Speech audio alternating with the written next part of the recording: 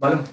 අපි කතා කරගෙන යන්න 20 කතා කරමුද හරි 20 පේපර් එකේ මේ දැන් 20 පේපර් එකේ MCQ ටිකයි ඊළඟට මේ 21 කතා කරමු හරි ඒ කියන්නේ යාන්ත්‍රික විද්‍යාව යාන්ත්‍රික සම්බන්ධ 21 කතා කරමු සහ මේ ඒකේ MCQ ටික ඉතුරු ටික කතා කරගෙන යන්න MCQ මම ටිකක් කතා කරා ඉතුරු ටික කතා කරලා ඊට පස්සේ යන් අපි මේ ඒකට යමු හරිද අදාළ තියරි කොටස් ටික ලියවන්නම් සහ මුලින්දලම වැඩේ යන විදිය අපි කියලා දෙන්නම් කතා කරගෙන යමු මේකෙදි කියලා තියෙනවා බලන්න අපි නැවැත්තුවේ මට මතක විදිහට 22 න් නැවැත්තුවේ හරි 23 වෙනි MCQ එක කරන්න තියෙන්නේ හරි 23 බලන්න 20 පේපර් එක හරි 20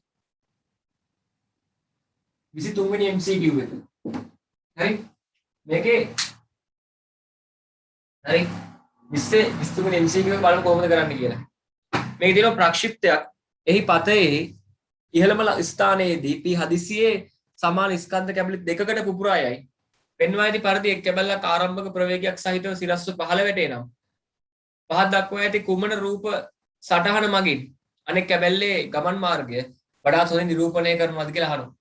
වාතර ප්‍රතිරෝධය නොසලකා හරින්නලු සහ කඩිර මගින් පෙන්වා ඇත්තේ පිපිරීම සිදු නොවියේ නම් ප්‍රක්ෂිප්තයේ ගමන් මාර්ගය. එතකොට මේ ප්‍රක්ෂිප්තයේ ගමන් මාර්ගය පෙන්වලා තියෙන කඩිර වලින් පිපිරීම සිදු වුනේ නැත්තම් හරිද ප්‍රක්ෂිප්තයක් ගැන කතා කරනකොට තිරසට ආනතව ගුරුත්වය යටතේ ප්‍රක්ෂේපණය කරන වස්තුවක චලිතය ප්‍රක්ෂිප්තයක් ලෙස සැලකනවා හරිද තිරසට යම්කිසි ආනතියක් සහිතව ওই විදිහට ප්‍රක්ෂේපණය කරන ලද වස්තුවක චලිතය ප්‍රක්ෂිප්තයක් කියලා සැලකනවා ප්‍රක්ෂිප්තයේ චලිතය විභේදනය කරන්න පුළුවන් චලිතයන් දෙකකට එකක් මොකද්ද එකක් තමයි තිරස් චලිතය එන v cos θ කින් එන චලිතය මේ පැත්තට අනිත් එක තමයි ගුරුත්වය යටතේ සිරස් චලිතය. පැහැදිලි? ওই චලිත දෙක යටතේ කවුරු විභේදනය කරන්න පුළුවන්ද? ප්‍රක්ෂිප්තයක චලිතය වෙන වෙනම අධ්‍යයනය කරන්න පුළුවන්. ඇයි ප්‍රක්ෂිප්තයක චලිතය වෙන වෙනම අධ්‍යයනය කරන්නේ? වෙන වෙනම අධ්‍යයනය කරන්න හේතුව තමයි චලිත සමීකරණ පාවිච්චි කරන්න පතේ සරල රේඛීය වෙන්නේ. එහෙනම් මෙයා චලිත සමීකරණ පාවිච්චි කරන්න බෑ ප්‍රක්ෂිප්තයකට මොකද? සලකලාද මොහොතින් මොහොත ප්‍රවේගයේ දිශාව වෙනස් වෙනවා.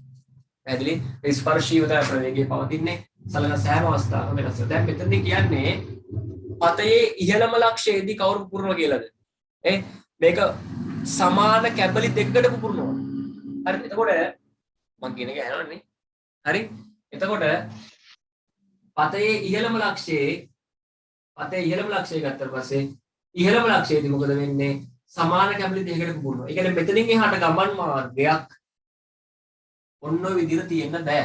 ඒකයි කඩිරි කරලා තියෙන්නේ. එක කැබැල්ලක් මොකද්ද වෙන්නේ? දැන් කැබලි දෙක මම අඳින්නම් මෙහෙම හොඳේ. ඔන්න එක කැබැල්ලක් මේ විදිහට. අනික මේ විදිහට. හරිද? එතකොට බෝඩ් එක පැහැදිලි නේද? ફોකස් වෙලා මදි වගේ දිනවද? නෑනේ.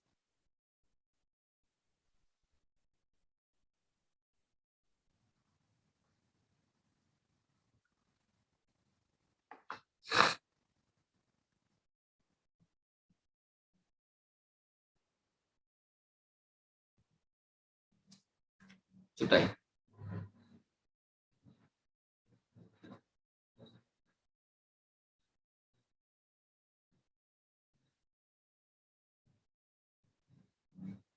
හරිනේ හරි පතේ ඉහළම ලක්ෂයේදී අවුලක් තියෙනවා කියන්න ඕනේ මෙසේජ් එකක් දාන්න chat list chat box එකට හරි පතේ ඉහළම ලක්ෂයේදී කොටස් දෙකකට කැඩෙනවලු සමාන කොටස් දෙකකට හරි ස්කන්ධයේ සමාන කොටස් දෙකකට පතයේ ඉහළම ලක්ෂයේදී ස්කන්ධය සමාන වූ කොටස් දෙකකට මේක කැඩෙනකොට එක අංශුවක් නැත්නම් එක කැඩෙන ස්කන්ධයක් ඔන්න ඔය විදියට සිරස්ව පහළට චලිත වෙන බව කියලා තියෙනවා. මොකද මේක එහෙමයි කියලා තියෙන්නේ. මේකේ තියෙනවා එකක සිරස්ව පහළට වැටෙනවා. පහත් දක්වා ඇති කුමන රූප සටහන මගින් අනිත් කැබැල්ලේ මාර්ගය. එතකොට එක් කැබැල්ලක් මොකද වෙන්නේ? එක් කැබැල්ලක් සිරස්ව පහළ වැටෙනවා. පිපිරීමට පෙර සහ පිපිරීමට පසු කියන අවස්ථා දෙක සංසන්දනය කරමු. හරි? ඔන්න පිපිරීමෙන් පසු තමයි මේ තියෙන්නේ දෙවෙනි අවස්ථාව. පිපිරීමට පෙර යම්කිසි අවස්ථාවක් මම මෙතනින් ගන්නවා. දෙන්න එක ළඟ තියෙන්නේ. එක ළඟ තියෙන්නේ. පැහැදිලි? ඔය ශනික ක්‍රියාවලියක් නෙමෙයි. එතකොට පිපිරීමට පෙර ප්‍රවේගය ඔය විදියයි. පැහැදිලි? ඇත්තටම මේක මොකද්ද? v cos θ. v cos θ. පැහැදිලි? අහගෙනකෝ ඇයි මේ පතයේ ඉහළම ලක්ෂ්‍යය අරන් තියෙන්නේ? ගාන ටිකක් ලේසි කරන්න. පතයේ ඉහළම ලක්ෂ්‍යය ගන්නකොට සිරස් ප්‍රවේග සංරචකයේ බිඳුවයි. පැහැදිලි? සිරස් ප්‍රවේග සංරචකයේ බිඳුවයි. ඒ කියන්නේ පතයේ ඉහළම ලක්ෂ්‍යය කියලා කියන්නේ අර විභේදනය කරපු කොටස් දෙකෙන් ගුරුත්වය යටතේ සිරස්ව ඉහළට චලිත වෙච්ච එක්කෙනාගේ උපරිම උස තමයි මෙතනදි ලැබෙන්නේ. පැහැදිලි? හරි මම තියරි ඔක්කොම කරන්න යන්නේ නැහැ. හරි අපි කතා කරමු. දැන් බලන්න 1 හා 2 කියන අවස්ථා දෙක සැලකුවට පස්සේ හරි සැලකුවට පස්සේ මොකෝ වෙන්නේ? ගම්මිතා සංස්ථිතික වෙනවා. ගම්මිතාව සංස්ථිතික වෙනවා. මොකද බාහිර බල ක්‍රියාත්මක වෙන්නේ නැහැ මේ අවස්ථා දෙකේදී. ඒක උදාහරණයක් විදිහට ගත්තොත් එහෙම ඔයගොල්ලන් බලන්න වරහන් ඇතුලේ දීලා තියෙනවා පැහැදිලිවම වාත ප්‍රතිරෝධී බලපෑම නොගෙනිය එක තරම් හොඳයි. වාත ප්‍රතිරෝධී බලපෑම නොගෙනිය එක තරම් හොඳයි කියලා දීලා තියෙනවා. බාහිර බල ක්‍රියාත්මක නොවන අවස්ථාවලදී වස්තුවේ මේ පද්ධතිය මොකද්ද වෙන්නේ? ගම්මිතාව සංස්ථිතිකයි. එහෙනම් මොකද වෙන්නේ? මේ පැත්තට ගම්මිතාව සංස්ථිතික වෙනකොට මොකද්ද වෙන්න ඕන? මේ කැබල්ලට තියෙන්නේ සිරස් ප්‍රවේගයක් විතරයි. හරිද? එහෙනම් මේ පැත්තට ගම්මිතාව සංස්ථිතික වෙන්න නම් මෙයාට මොකක් තියෙන්න ඕනද? මේ පැත්තට යම් කිසි ප්‍රවේගයක් තියෙන්න ඕන. දෙවෙනි කැබල්ලට. ඇදලි දෙවෙනි කැබල්ලට යම් කිසි ප්‍රවේගයක් තියෙනවා. ඒ වගේම තමයි සම්මියයෙන් දෙවෙනි අවස්ථාව. ඒ වගේම තමයි තිරස්ව ගම්මිතාව සංස්ථිතික වෙන්න නම් මොකක් වෙන්න ඕනද? ආරම්භයේදී සිරස්ව පවතින ගම්මිතාවේ බිඳුවයි. ඇයි? b cos θ විභේදනයකට තේරුමක් නැහැ. ඇයි? මේක තිරස්ව තියෙන්නේ.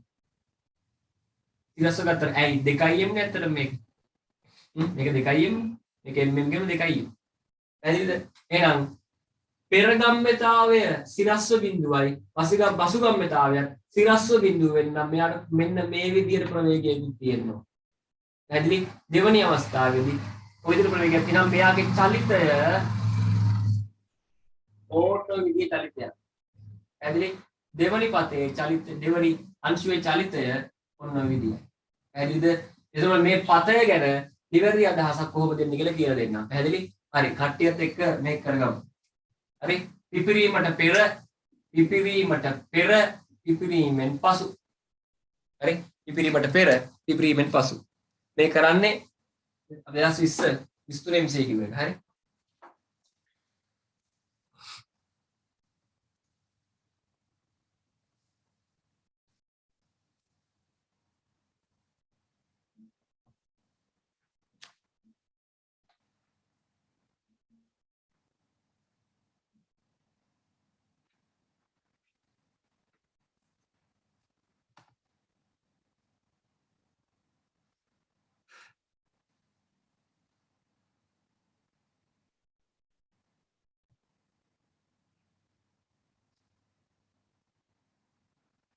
හරි මේ ආපහු පැහැදිලි කරන්න මෙහෙමයි. මම මේක රෙකෝඩින් එක දාන්න ඕනේ. හරි YouTube දානවා මම නැගිට අනිත් වෙද්දි මම දානවා. එතකොට ඔයා බලන්න මේකෙන් හොඳේ. හරි නැත්නම් අපිට ටයිම් එක නෑනේ අර අනිත් ප්‍රශ්න කතා කරා. එහෙම කරමු. හරි ඒක දැන් මම ඒක චෙක් කරන්න ඒක චෙක් කරලා තේරුණ ඒකත් චෙක් කරලා තේරුණ නැත්නම් මට කියන්න. ඊට පස්සේ කියන්න. මේක ලම්බකයි. ඇයි?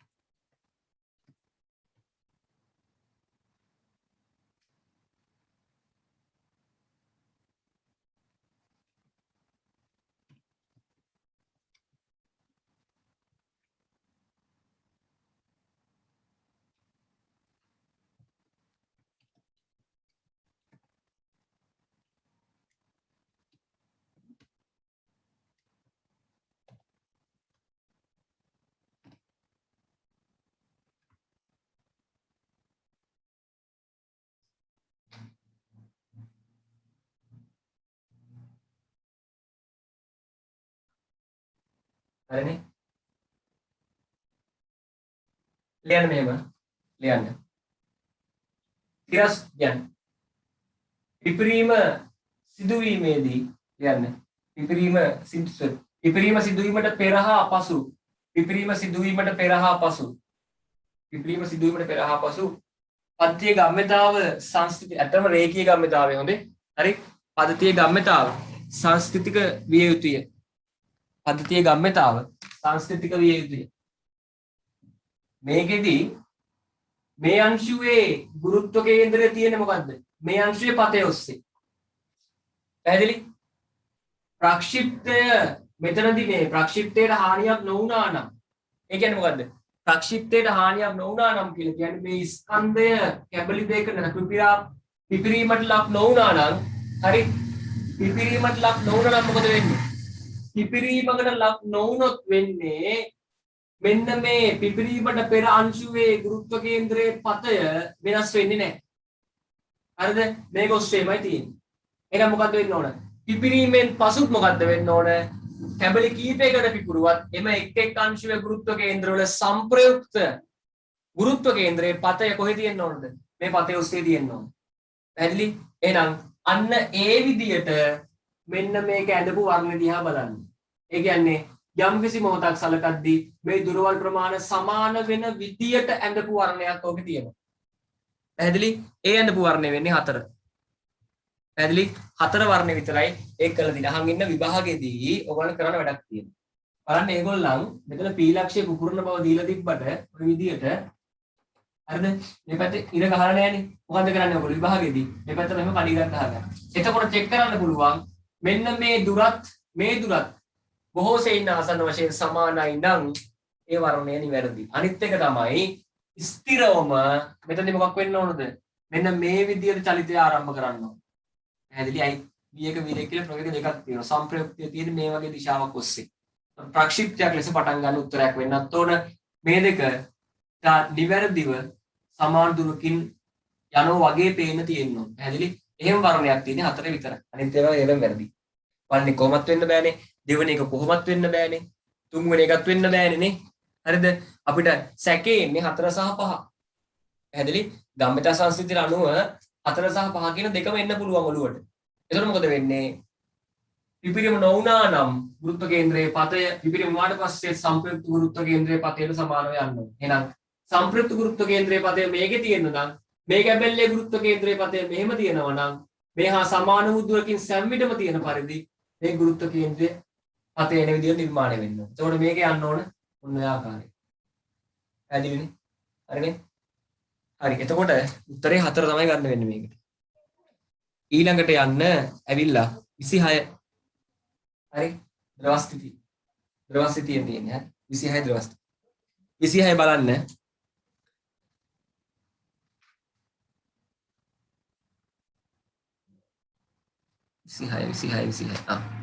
රූපේ පෙන්වා ඇති පරිදි තඹ කුට්ටියක් ජල බීකරයකට ඉහළින් තුණු තරාදියක් මගින් එල්ලලා හරි මගින් එල්ලලා ජල බීකරය සෙමෙන් ඉහළට ඔසවන විටදී ලැබෙන පහත පිහිටුම් සලකන්නලු. හරිද? කුට්ටිය අර්ධ වශයෙන් ගිලී ඇති විටදී කුට්ටිය සම්පූර්ණයෙන් ගිලී ඇති විටදී සහ කුට්ටිය බීකරයේ පතුල මත ඇති විටදී කියලා කියලා තියෙනවා. අහන් ඉන්න මේකෙදි කරන්නේ මොකද්ද? මේකෙදි කරන්නේ කුට්ටියක් ජල ඉහළින් දුණු තරාදියකින් එල්ලලා ජල බීකරය සෙමෙන් ඉහළට ඔසවන විටදී. හරිද? එතකොට අහුව පාවිච්චි කරලා අහුව කරකවල මොකද්ද කරන්නේ? ජල බීකරය ඉහළට ඔසවනවා. ජල බීකරය ඉහළට ඔසවනකොට මොකද වෙන්නේ? ඔය කුට්ටිය කොහෙ ගිලෙනවද? ජලයේ ගිලෙනවා. ඇයි තඹ කුට්ටියක් කියලා කියලා තියෙන්නේ? පැහැදිලි? ජලයේ ගිලෙනවා. එතකොට මුළුමනින්ම ගිලෙන එක. පැහැදිලි? ගණත්වය වෙන්නේ. ඩෝ. එතකොට මොකද වෙන්නේ කියලා අහනවා. පාඨාංග. හරි? අවස්ථා තුනක් ගැන කතා කරනවා. පාඨාංග පිළිබඳව ප්‍රශ්න කරනවා. දැන් ඔයාලා දන්නවා ඔයගොල්ලෝ දන්නවා මොකද්ද වෙන්නේ මේකේ? ගුරුතරාදී පාඨාංගය වෙන්නේ මේ තන්තුවේ ආදතිය. මේල්ල තියෙන තන්තුවේ ආදතිය. මම පාඨාංග විදිහට දන්නේ ඒක. ඊටස්ස පහළට බර ක්‍රියාත්මකයි මොකද්ද? W. W සමානයි mg. එතකොට මෙතනදි මොකද වෙන්නේ? සිරස්විහල බලය බෙදනය කරා මොකද වෙන්නේ? T සමානයි mg වෙනවා. එහෙනම් පළමු අවස්ථාවේ පාඨාංගය කාට සමානයිද? කාට සමානයි. හරි? ඒ කියන්නේ පළමු අවස්ථාවේ කියලා මම මේ කතා කරන්නේ ගිලෙන්න කලින් හොඳේ. පැහැදිලිද? ගිලෙන්න කලින්. දැන් මේක කුට්ටිය අර්ධ වශයෙන් ගිලී ඇති විට කුට්ටිය අර්ධ වශයෙන් ද්‍රවය තුල ගිලුණාන් පස්සේ බලා ගන්න. කුට්ටිය අර්ධ වශයෙන් ද්‍රවය තුල ගිලුණාන් පස්සේ මොකෝ වෙන්නේ? ඔන්න ඔය තත්ත්වෙනේ උදා වෙන්නේ. අර්ධ වශයෙන් ද්‍රවය තුල ගිලුණම උඩුකුරු තෙරපුම ක්‍රියාත්මකයි. පැහැදිලි? උඩුකුරු තෙරපුම ක්‍රියාත්මකයි. එහෙනම් T ධන U ඍණ W සමානයි බිඳුවයි. දෙවෙනි අවස්ථාව. T යුක්ත කරාන් පස්සේ T1 කියලා දාන්න. W ඍණ U. පැහැදිලි? දැන් U කියලා කියන්නේ V rho G. V rho G ගේ V ට දාන්න ඕන කවුද? ඒ ගිලී ඇති පරිමාණ. ඇයි මේක ගිල්ලා තියෙන්නේ අර්ධ වශයෙන්. වස්තුවක් පූර්ණ වශයෙන් තරලයක ගිල්ලුවාට පස්සේ නම් වස්තුවේ පරිමාව කාට සමානයිද? විස්ථාපිත තරලයේ පරිමාවට සමානයි. ජලයේ පරිමාවට සමානයි. ද්‍රවයේ පරිමාවට සමානයි. පැහැදිලි? නමුත් මෙතනදී මොකද වෙන්නේ? කුට්ටිය අර්ධ වශයෙන් ගිල්ලුවාන් පස්සේ මොකද වෙන්නේ? කුට්ටිය ගිලී ඇති පරිමාවයි වස්තුවේ පරිමාවයි දෙක. පැහැදිලිද? එහෙනම් දෙවෙනි අවස්ථාවට මට මේක කියන්න පුළුවන්. දෙවෙනි අවස්ථාව කියනකොට පළවෙනි පිහිටුම. පළවෙනි පිහිටුමේ තියෙන කුට්ටිය අර්ධ වශයෙන් ගිලී ඇති විට. හරි? කුට්ටිය අර්ධ වශයෙන් ගිලී ඇති විට. දෙවෙනි එකේ තියෙන මොකක්ද? කුට්ටිය සම්පූර්ණයෙන් ගිලී ඇති විට. කුට්ටිය සම්පූර්ණයෙන් ගිලුණාට පස්සේ මොකෝ වෙන්නේ? කුට්ටිය සම්පූර්ණයෙන් ගිලුණාට පස්සේ ඔන්න ඔය தත්ත්වය උදා වෙනවා. මේ தත්ත්වෙදි මොකද වෙන්නේ? W E U එහෙනම් U dash කියලා දාන්නම්. පැහැදිලි? මෙතන U. මෙතන U dash දාලා මේ U double dash දාන්න. හරි. දැන් මොකද වෙන්නේ? මෙතන සාපේක්ෂව කවුරු වැඩිද? මෙතනදී උඩුකුරු තෙරපුම වැඩි. පැහැදිලි? එහෙනම් බලන්න මට ලියන්න පුළුවන් T double dash දාන්න. හරි? T double dash දාන U double dash සමානයි W. T double dash සමානයි W ඍණ U double dash. ඉතා පැහැදිලි U dash කුඩා U double dash. ඒකට හේතුව ඇයි? ගිලී ඇති පරිමාවයේ වැඩිවීමක් සිද්ධ වෙනවා මෙතන. හිතන්න වස්තුවේ පරිමාව V නම් මෙතන ගිලී ඇති පරිමාව කොච්චරයි? E බෙදීම 2යි. මෙතන ගිලී ඇති පරිමාව කොච්චරයි? E. එහෙනම් මෙතනදී උඩුකුරු තෙරපුම් බාටපත් වෙන්නේ කවුද? V බෙදීම 2යි rho G. rho කියන්නේ ද්‍රවයේ ඝනත්වය. වස්තුවේ ඝනත්වය නෙමෙයි. ද්‍රවයේ ඝනත්වය. මෙතන U double dash කියන්නේ මොකද්ද? E rho G. පැහැදිලි? එහෙනම් U dash ට සාපේක්ෂව U double dash විශාල ප්‍රතිඵලයක් විදියට මෙයා අඩු වෙනවා. පැහැදිලි? ඒ කියන්නේ කුට්ටිය අර්ධ වශයෙන් ගිලෙන අවස්ථාවේදී තන්තුවේ ආතතියට සාපේක්ෂව කුට්ටිය පූර්ණ වශයෙන් ගිලීමේදී තන්තුවේ ආතතිය මොන වෙනවද? අඩු වෙනවා. ඒකට හේතුව උඩුකුරු තෙරපුම වැඩි වෙන හින්දා. පැහැදිලි? උඩුකුරු තෙරපුම් බලය වැඩි වෙනවා. උත්ප්ලාවකතා බලය වැඩි වෙනවා. උත්ප්ලාවකතා බලය වැඩි වීම ප්‍රතිඵලයක් විදියට කවුරු අඩු වෙනවද? තුනුතරාදි පාඨ තුනුතරාදි පාඨාංකය අඩු වෙනවා. පැහැදිලිද? උත්ප්ලාවකතා බලය වැඩි වෙන්නේ ඇයි? උත්ප්ලාවකතා බලය වැඩි වෙන්න හේතුව තමයි ගිලී ඇති පරිමාවයේ වැඩි වීම. පැහැදිලි? හරි. ඔක් කරගන්න. අවස්ථාව දෙක දාන්න. මේක අර්ධ වශයෙන් ගිලී ඇති විට මේක පූර්ණ වශයෙන් ගිලී ඇති. මම කෙටියෙන් හදන්නේ පූර්ණ වශයෙන් ගිලී ඇති විට.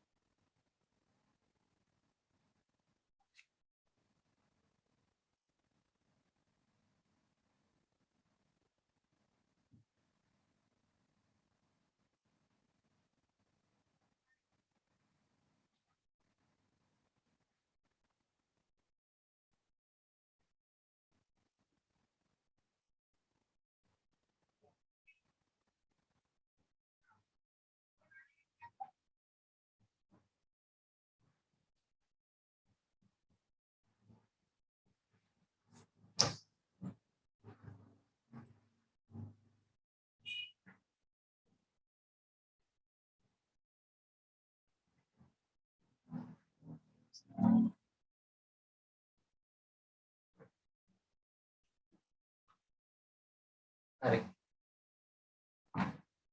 එතකොට මෙතන සාපේක්ෂව මොකද වෙන්නේ? අර්ධ වශයෙන් ගිලී ඇති විටදී සාපේක්ෂව පූර්ණ වශයෙන් ගිලී ඇති විට මොකද වෙන්නේ? පාඨාංකය අඩු වෙනවා. දැන් තුන්තරාදි පාඨාංකය මේගොල්ලන් කියලා තියෙන W1 කියලා නේද? P2 එකට තියෙන W1ද? ඔව්. W1. හරිද? W1. මේක W2. අපි දන්න ස්ථිරවම W1 කුඩායි. sorry. W1 විශාලයි. W2. හරි W2 අඩු වෙන්න ඕන. මොකද මේකේ උත්ප්ලාවකතා බලය වැඩි වෙනකොට මේක අඩු වෙනවා. හරිද? එහෙනම් සංසන්දනය මේ තියෙනවා.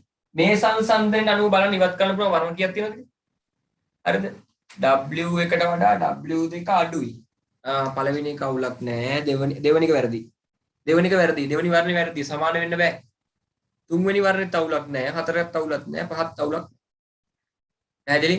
නම් අනිත් ඒවා මුත් කරන්න බෑ. දැන් අහන් ඉන්නකෝ. උත්ප්ලාවකතා බලය ගැන කියන්න පුළුවන් වෙන්නේ මොකද්ද? ඒ පළවෙනි අවස්ථාවේදී දුනුතරා කුට්ටි අර්ධ වශයෙන් ගිලී ඇති විට කුට්ටි අර්ධ වශයෙන් ගිලී ඇති විට උත්ප්ලාවකතා බලයට සාපේක්ෂව කුට්ටිය පූර්ණ වශයෙන් ගිලී ඇති විට උත්ප්ලාවකතා බලය වැඩි. මේ තියෙන එක තමයි. මේගොල්ලෝ B කියලා තියෙන එකට. හරිද? එහෙනම් B1 කුඩායි B2. B1 කුඩායි B2 වෙන්න. පැහැදිලි? B1 කුඩායි B2 තියෙන්නේ මොකද්ද? එහෙනම් තුන්වෙනි වර්ණය වැරදි. දෙවෙනි වර්ණය කොහොමත් වැරදි. හරිද? 1 හරි 4 හරි 1 හරි 4 හරි 5 හරි. පැහැදිලි? මේ තුන එකක් තමයි එන්නේ. එක්ක 1 එක්ක 4 එක්ක 5.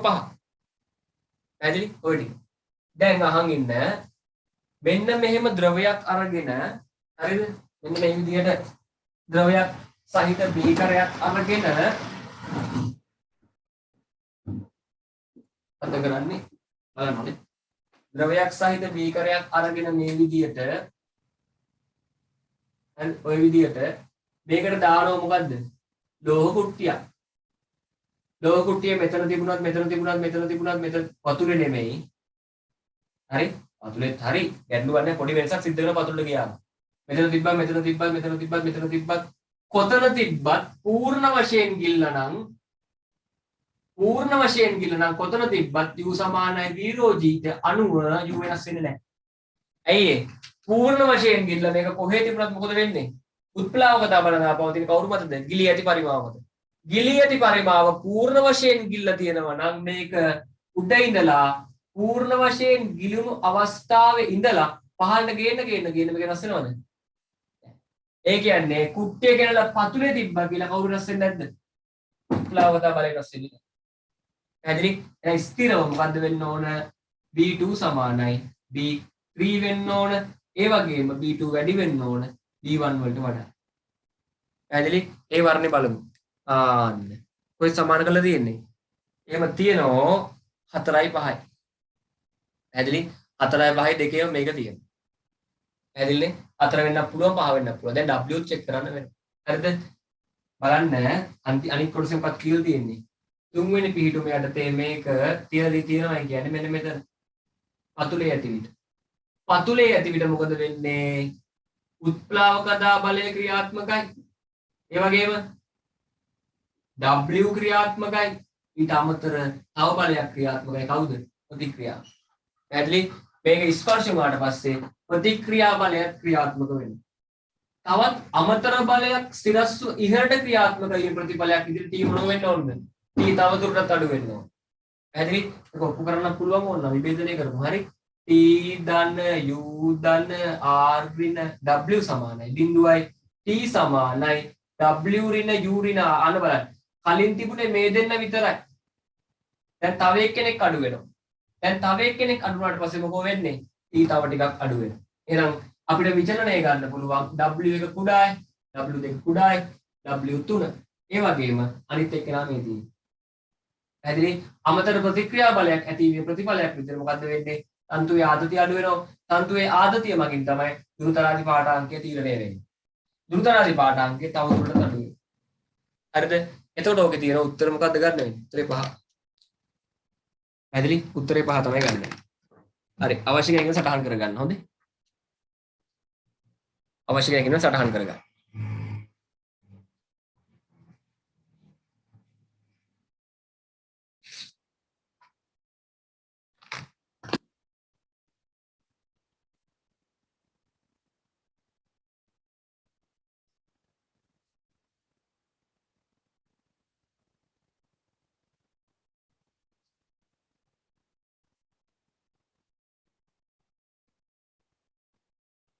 හරි. මෙතන සටහන තියෙනවද? අමතර ප්‍රතික්‍රියා බලය ක්‍රියාත්මක වීමත් එක්ක T අඩු වීම කියන එක මෙන්න මේ කොටස තුල පැහැදිලි. හරිනේ?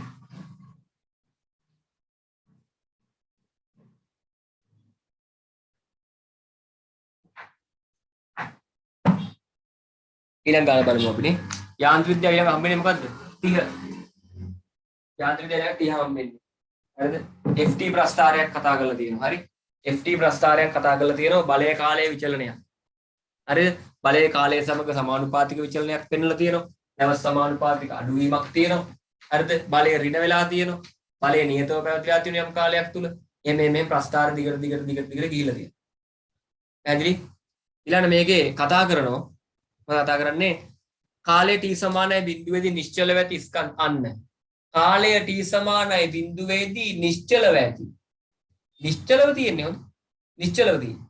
නිශ්චලව ඇති ස්කන්ධය m වස්තුවක් f බලයක් යටතේ සරල රේඛාවක් දිගේ චලනය වන විට එම බලය කාලය සමග විචලනය ප්‍රස්ථාරයේ දැක්වේ. පහත දී ඇති ඒවායින් නිවැරදි ප්‍රකාශය තෝරන්න. පැහැදිලි? නිවැරදි ප්‍රකාශය තෝරන්න. චලනය ආරම්භයෙන් පසුව වස්තුවේ ප්‍රවේගය ශූන්‍ය වන්නේ කියලා උත්තර පහක් දීලා තියෙනවා. ශූන්‍ය වෙන තැන් අහන්න. පැහැදිලි? අහන් ඉන්න ඔය ළමයි රැවටෙනවා. ඔය ප්‍රස්ථාරයට කවුද? ප්‍රවේග කාල වක්‍රයක් තියෙනවා. පැහැදිලි? ඔක බලය කාලය ප්‍රස්ථාරය. අහන් ඉන්න බලය කාලය ප්‍රස්ථාරයක යටත් වර්ගඵලයෙන් නිරූපිත භෞතික රාශිය වෙන්නේ ගම්මතා පරිවර්තන. පැහැදිලි? එහෙනම් බලය කාලය ප්‍රස්ථාරයක අපි දන්නවා I සමානයි ඩෙල්ටා mv ගම්මතා පරිවර්තනය ආවේගයට සමානයි. ඒ වගේම I සමානයි ft. ඉතා කුඩා කාලයක් තුල සපයනු ලබන විශාල බලයකට කියනවා ආවේගයක්. පැහැදිලි? එහෙනම් මේකට අනුව මට ගන්න පුළුවන් මේ සමීකරණ ටික සංසන්දනාත්මකව ft සමානයි ඩෙල්ටා mv. එහෙනම් මොකද වෙන්නේ? යම් කිසි බලයක් t කාලයක් තුල වස්තුවක් මත ක්‍රියාත්මක වුණාම වස්තුවේ සිදු වූ ගම්මතා පරිවර්තනය ඩෙල්ටා mv මගින් ලබා ගන්න පුළුවන්. මතක තියාගන්න ඩෙල්ටා mv වස්තුවක් සඳහා දානකොට m නියතයි. නියතයක් ඩෙල්ටා ලකුණෙන් පිටතට ගන්න පුළුවන්. එහෙනම් මට මේක ලියන්න පුළුවන් ft සමානයි m ඩෙල්ටා v කිය. පැහැදිලි? මේ මැත්ස් කරන ළමයි d එක්ක ගනුදෙනු කරන්නේ ඩෙල්ටාත් එක්ක නෙමෙයි. හරි? ft සමානයි m delta v. පැහැදිලි? m delta v අහන් ඉන්නවනේ. ආරම්භයේදී වස්තුවේ ප්‍රවේගය බිඳුවයි. ඇයි? t සමානයි බිඳුවේදී නිශ්චලතාවයෙන් චලිතය ආරම්භ කළ වස්තුව. t සමානයි බිඳුවේදී නිශ්චලතාවයෙන් චලිතය ආරම්භ කළ වස්තුවක් නම් මට ලියන්න පුළුවන් ft සමානයි m v ඍණ u. u කොච්චරද? බිඳුවයි. එහෙනම් මෙතනින් මට ගන්න පුළුවන් ft සමානයි mv. අහන් ඉන්න බලය කියන්නේ දෛශිකයක්. පැහැදිලි? mv. අහන්නේ මොකද්ද? නැවත ප්‍රවේගය ශූන්‍ය වන්නේ කුමන කාල ප්‍රාන්තරය තුලදීද? ඒ කියන්නේ නැවත ප්‍රවේගය ශූන්‍ය වෙන්නේ කුමන කාලයේදීද කියලා අහන්නේ. ඒ කියන්නේ බලය කාලය ප්‍රස්ථාරයේ සිග්මා ft කියන එක. මොකද සිග්මා ft කියන්නේ? දෛශික වශයෙන් ආකලනය කළ ft ගුණිතය ශූන්‍යයක් වෙන්නේ යම් තැනකද එතනදි ප්‍රවේගය මොන වෙනවද? බිඳුව. ඇයි? ft බිඳුව වෙච්ච ගමන් මෙතන බිඳුව. එහෙනම් මොකද කරන්න ඕන? මුල ඉඳලා ශේෂ්ඨඵල දෛශික වශයෙන් එකතු කර කර යන්න. එමෙයි මේ ගාන දන්නේ. හරි? මුල ඉඳලා ශේෂ්ඨඵල ටික දෛශික වශයෙන් ආකලනය කර කර යන්න. කොහොමද ඒක කරන්නේ? මේක කරන්නේ මෙහෙම. ඔන්න බලාගන්න.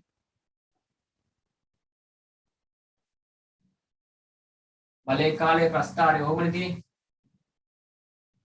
හරි?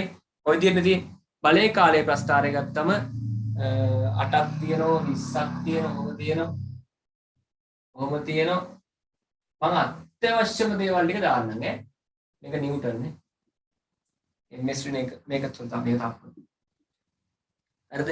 මෙයා තප්පර මෙතන 20යිලු මෙතන 40යිලු ඊළඟට ඔහම ගිහිල්ලා මෙහෙම ගිහිල්ලා මෙහෙමත් තියෙනවා. හරිද? මෙතන තියෙනවා 60. මෙතන තියෙනවා 80. හරිද? බලා ගන්න දැන් හොඳේ. මුල ඉඳලා කවුද එකතු කරන්නේ? ft එකතු කරන්නේ. sigma ft බිඳුව වෙන්නේ කොතනට ආවද කියලා බලන්න ඕනේ. sigma ft බිඳුව වෙන්නේ කොතනට ආවද කියලා බලන්නේ කොහොමද? එකතු කර කර යන්න දැන්. හොඳට බලන්න එකතු කරන විදිය. මේක අහන්නේ දැන්. මේ ටික ඔක්කොම මනසේ ඇදෙන්න ඕනේ විභාගෙදි. මේ ටික ඔක්කොම මනසේ ඇදිලා එතනින් ප්‍රස්ථාරය මගින් බල බල යන්න ඕනේ. දැන් බලන්න ඕනේ. මෙන්න මේකේ වර්ගඵලය කොච්චරද? මේකේ වර්ගඵලය ඇවිල්ලා දෙකෙන් එක වැඩි කිරීම චූටි කාලේ මතක් කරගන්න. 20 වැඩි කිරීමට 80යි. නිව්ටන් තප්පරනේ. AFT මේක ඒකත් 80 වෙන්න එපානේ. මේක 20යි දෙකෙන් එක වැඩි කිරීම ආධාරකයේ 20යි උච්චය 8යි. කැපිලා ගියාම 10 80යි. එහෙනම් මේ වර්ගඵලය කොච්චරද? ධන 160යි. නිව්ටන් තප්පර. හරිද? ධන 160. එහෙනම් මේක ධන 160යි. දැන් මොකෝ වෙන්නේ? පල්ලෙහායින් ඍණ 160ක් හැදෙන්නේ කොතනදද කියලා එවුවම හරි. පැහැදිලිද? ඇයි? සිග්මා ft බිඳුව කරනවා. ධන 160ට එකතු කරනවා ඍණ 160ක්. මෙතනදි තමයි සිග්මා ft බිඳුව වෙන්නේ. සිග්මා ft බිඳුව වෙන්නේ කොහොමද කියලා හොයා යන්නේ. දැන් මේක කීයද? ඍණ 80යි ඍණ 80යි. තව 80යි ඕන. තව 80යි ඕන. එහෙනම් ඍණාට කාගෙන්ද ගුණ වෙන්න ඕන? 10න් ගුණ කරාම හරි. 10න් ගුණ වෙන්නේ ඔයගලන්ට පේනවා මෙන්න මෙතනදී. ඒ කියන්නේ 70 කියන කාලය තුලදී තමයි මොකක් වෙන්නේද? මෙන්න මෙතනදී තමයි මේ ශේෂ්ත්‍රඵලයත් ඍණ 80න් වෙලා ඍණ 80 වෙන්නේ කොහොමද? ඍණාට වැඩි කිරීම මේක 10යි.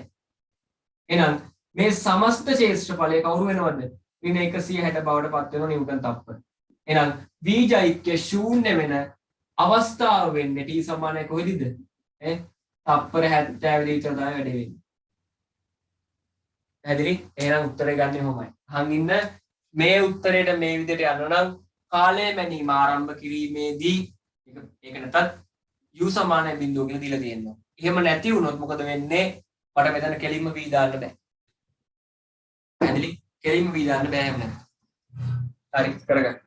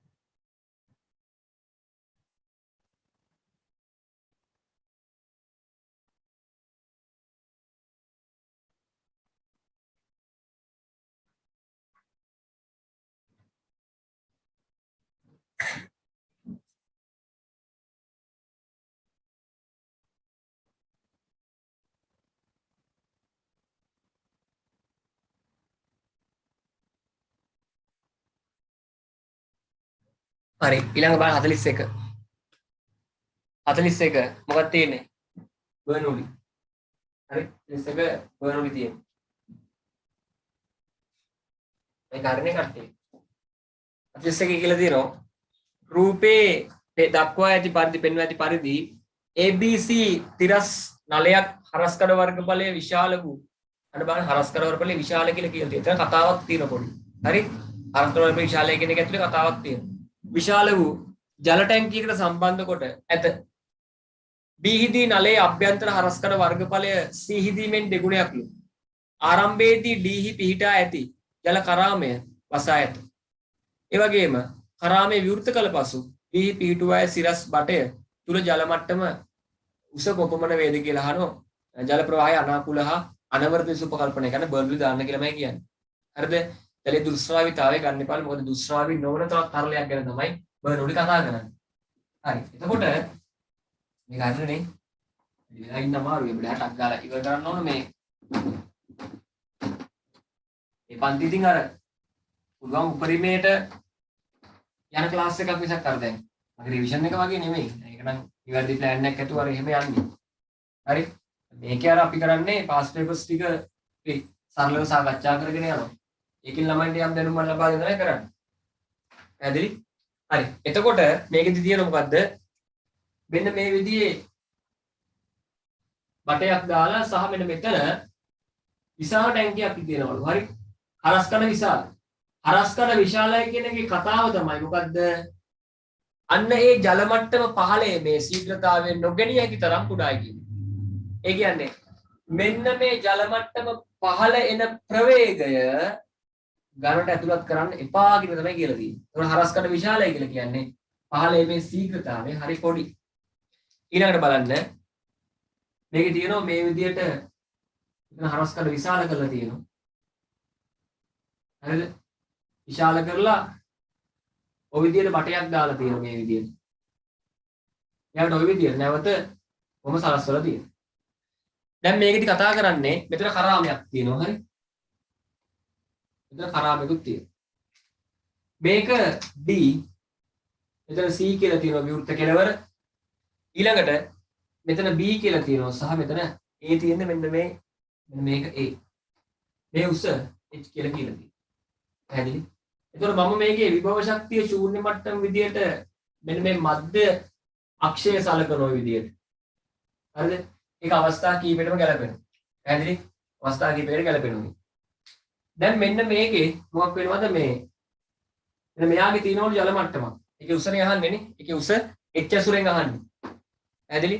දැන් මේක කියලා දෙනවා ABC තිරසහස්කර වර්ගඵලය විශාල වූ සම්බන්ධ කොට B දී නලයේ අභ්‍යන්තර හරස්කඩ වර්ගඵලය C හිමින් දෙගුණයක්. B හිදී හරස්කඩ වර්ගඵලය C හිමින් දෙගුණයක්. ඒ කියන්නේ B හිදී හරස්කඩ වර්ගඵලය B හිදී හරස්කඩ වර්ගඵලය C හිමින් දෙගුණයක්. ඒ කියන්නේ C ගේ හරස්කඩ වර්ගඵලය වගේ දෙගුණයක්ලු. අනේ සටහන් කරගන්න ඕනේ අවශ්‍ය කරුණු ටික. පැහැදිලි? අවශ්‍ය කරුණු ටික. මේක 41 නේ MCQ එක තමයි. ඊළඟට බලන්න කරාමේ විවෘත කළ පසු දීහි පිහිටුවා සිරස් බටය තුල ජල මට්ටමේ උස කොච්චරද කියලා අහනවා. ජල ප්‍රවාහය අනාකූල හා අනවර්ත ලෙස උපකල්පනය කරන්න. ඒතර අහන්නේ මොකද්ද? මෙන්න මේකේ උස h කියලා කියන්නේ. පැහැදිලි? එහෙනම් අහන් ඉන්න අනාකූල රේඛාවක් සලකන්න වෙනවා. මෙන්න මේ ප්‍රවාහ බටේ. ප්‍රවාහ බටයක් නෙමෙයි ගන්න වෙන්නේ මේකට අනාකූල රේඛාව. අනාකූල රේඛාවක් ගත්තම බර්ලි කතා කරන්නේ මොකද්ද? එකම අනාකූල රේඛාවක අණු සමානයිලුද? මෙන්න මේක නියතයක්ලු. ඒ කියන්නේ P ධන H rho G ධන භාගයයි rho V වර්ග නියතයක් කියලා කියනවා. හවුද කියන්නේ? එකම අනාකූල රේඛාවක් මත පිහිටි ලක්ෂ දෙකක් සලකා මේක යෙදීම කරන්න පුළුවන්. හැබැයි මතක තියාගන්න ඒක එකම අනාකූල රේඛාවක් මත පිහිටි ලක්ෂ දෙකක් වෙන්නත් ඕන. පැහැදිලි? එහෙනම් අනාකූල රේඛාවක් මම නිර්මාණය කරනවා මේ විදියට. පැහැදිලි? ඔය විදිහට ලස්සන ගලින්නේ. ඔයගෙන් පොඩ්ඩක් හරියව ගන්න. එකම අනාකූල රේඛාවක් ඔය විදිහට මම නිර්මාණය කරනවා. එහෙනම් මෙන්න මෙතන සහ මේ ගාන යන විදිහ බලා ගන්න ඕනේ.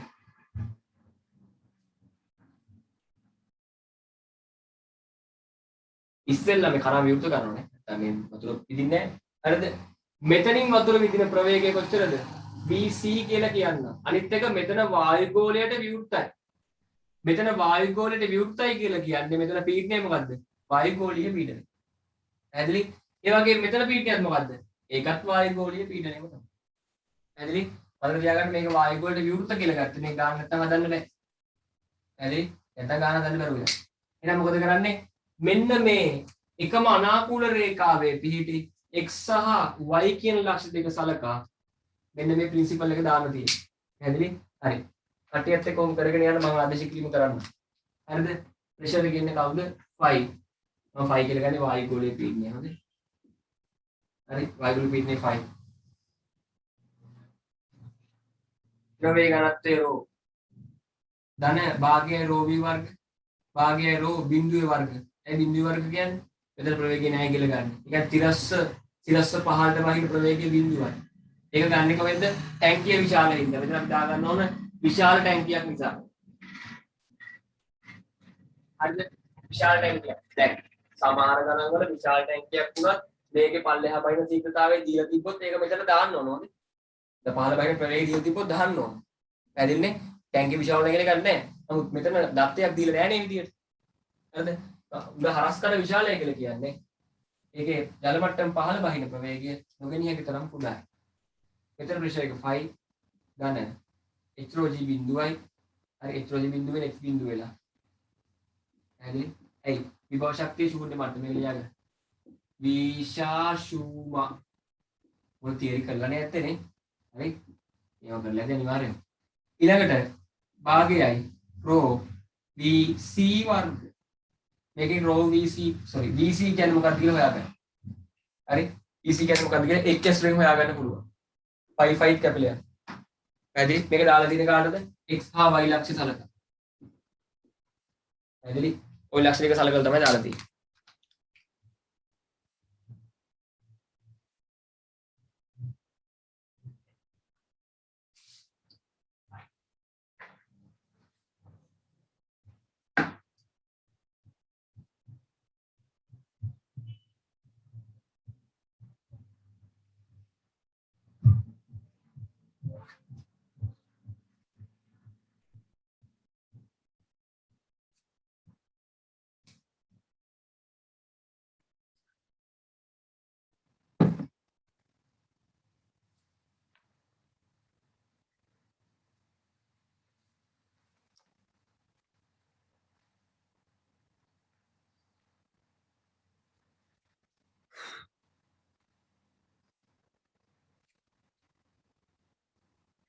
හරි. මේක සුළු කිරීමකට ගියම් බිඳුව වෙලා ගිහින් භාගයයි ρ VC වර්ග සමාන වෙනවා. h ρ g. හරි. ρ කැපිලා ගියාම VC 2යි xt එනවා. VC වර්ග.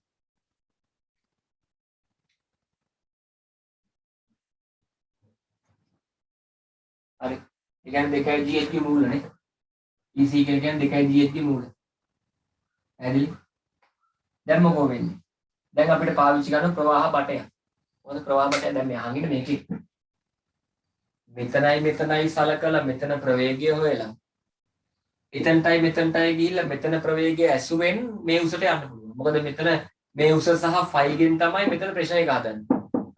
පැහැදිලි? මෙතන පීඩනය හදන්නේ මෙතන ස්ථිර පීඩනය හදන්නේ මේ h dash සහ මෙතන ෆයි ගෙන්. පැහැදිලි? එතකොට මෙතන ස්ථිර පීඩනය දාන ගතික පීඩනයනේ. හරිද? ඒක නියත කියලා තියෙන්නේ. පීඩන ශක්තිය ඇත්තටම. එතකොට h dash කියන එකෙන් තමයි හදන්නේ. එහෙනම් මෙතන ප්‍රෙෂර් එක හොයද්දි මේ h dash කියන එක එනවා. පැහැදිලි? එහෙනම් එතනට යන්න මෙතන ප්‍රවේගය හොයාගන්න. මෙතන ප්‍රවේගය හොයාගන්නේ කොහොමද? නේ? මෙතන ප්‍රවේගය හොයාගන්නේ dB කියන ප්‍රවේගය හොයාගන්න ප්‍රවාහ බටයක් පාවිච්චි කරන්න වෙනවා. පැහැදිලි? අනාකූල රේඛාවක් නෙමෙයි ප්‍රවාහ බටයක්. ප්‍රවාහ බටයක් කියලා කියන්නේ බලා ගන්න. මෙන්න මේ විදියට සැලකුවොත් ප්‍රවාහ බටයකට අපි දන්නවා දාන්න පුළුවන් කවුද? ඈ සාන්තත්වතා සමීකරණය දාන්න පුළුවන්. නැත්නම් සාන්තත්වතා සමීකරණය ඕන එකක් කියා ගන්න. හරි? ඒක දාන්න පුළුවන්. මේකේ හරස් කරන වර්ගඵලය A1. මෙතන හරස් කරන වර්ගඵලය A2. මෙතනදි තරලයේ ප්‍රවේගය V1. ඒ කියන්නේ ප්‍රවාහයට ලම්බක ප්‍රවේගය. හරස් කරන ලම්බක ප්‍රවේගය. ඊළඟට මෙතන හරස් කරන ලම්බක ප්‍රවේගය V2. දැන් මට කියන්න පුළුවන් A1 V1 සමානයි මොකද්ද? එතන මේක සිම්පල් දාමු අපි. A2 V2. පැහැදිලි? එහෙනම් මෙන්න මේ સિદ્ધාන්තය මෙන්න මෙතනට ඇප්ලයි කරන්න. ඒ කියන්නේ මෙන්න මෙතනට ඔය මම කිව් સિદ્ધාන්තය ඇප්ලයි කරන්න. මෙන්න බටේ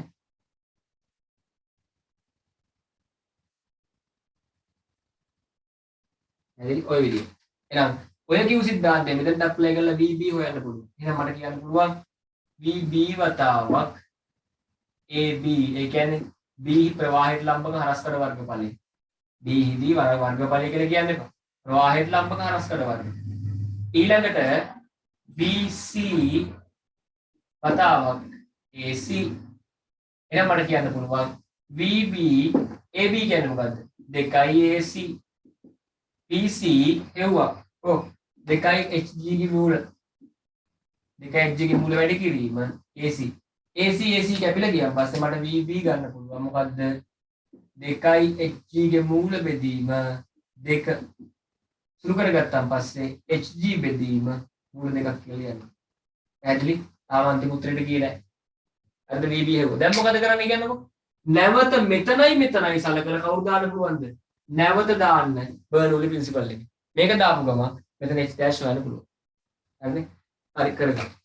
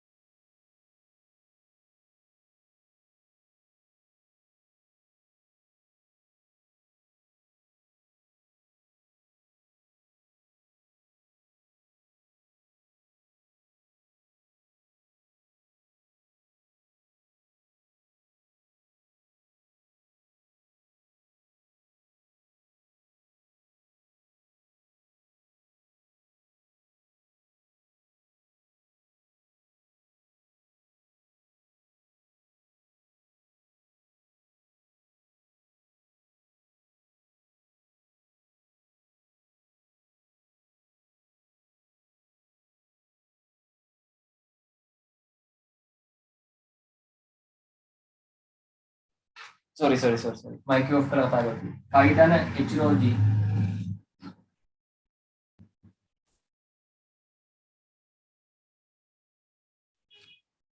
කවිතන HOG ධන බිඳුවයි. ඇයි? භාගයේ මේකමයි දැන් දෙන්නේ. මොකද මේ ලක්ෂය x නේ. හරිද? එහෙනම් ඒකමයි එන්නේ. නැවත b ලක්ෂයට දාද්දි මොකද වෙන්නේ? එතන ඉන්නේ මොකද්ද? phi ධන h dash rho g ආන්න එක තමයි වෙනස. ඇයි ඒ? මෙතන ප්‍රෙෂර් එක හදන්නේ කවුද? මෙතන පීඩනය හදන්නේ මෙන්න මෙයා සහ වායුගෝලීය. හරිද? ධන භාගයයි rho vb වර්ග ධන බිඳුව. ඇදලි භාගය rho vb වර්ග ඒ කියන්නේ ගතික පීඩනය ධන බිඳුව. බිඳුව කියන්නේ මොකද්ද? විභව ශක්ති ශූන්‍ය මට්ටම. හරි. vb දන්න මොකද්ද? hg බෙදීම 2යි. හරි hg බෙදීම 2යි. සුරු කරගත්තොත් rho කැපිලා යනවා නේද? hg කියලා එනවා. g කැපෙනවා. g දැම්ම කැපෙන්නේ. සමානයි phi කැපිලා යනවා. h dash g ධන භාගයයි vb වර්ග අරකේ වර්ග hg බෙදීම 2යි. හරි hg බෙදීම 2යි. ඊළඟට මෙතනට යන්න හොඳේ. මෙතනින් මෙතනට ආවා. හරි GGG කැපිලා ගිහිල්ලා x සමානයි h dash ධන h බෙදීම 4. dash කියන්නේ h ඍණ h බෙදීම 4. h dash කියන්නේ 3i h බෙදීම 4. එහෙනම් මේක උස කොච්චරද? 3i h බෙදීම 4. හරි උස 3i h බෙදීම 4.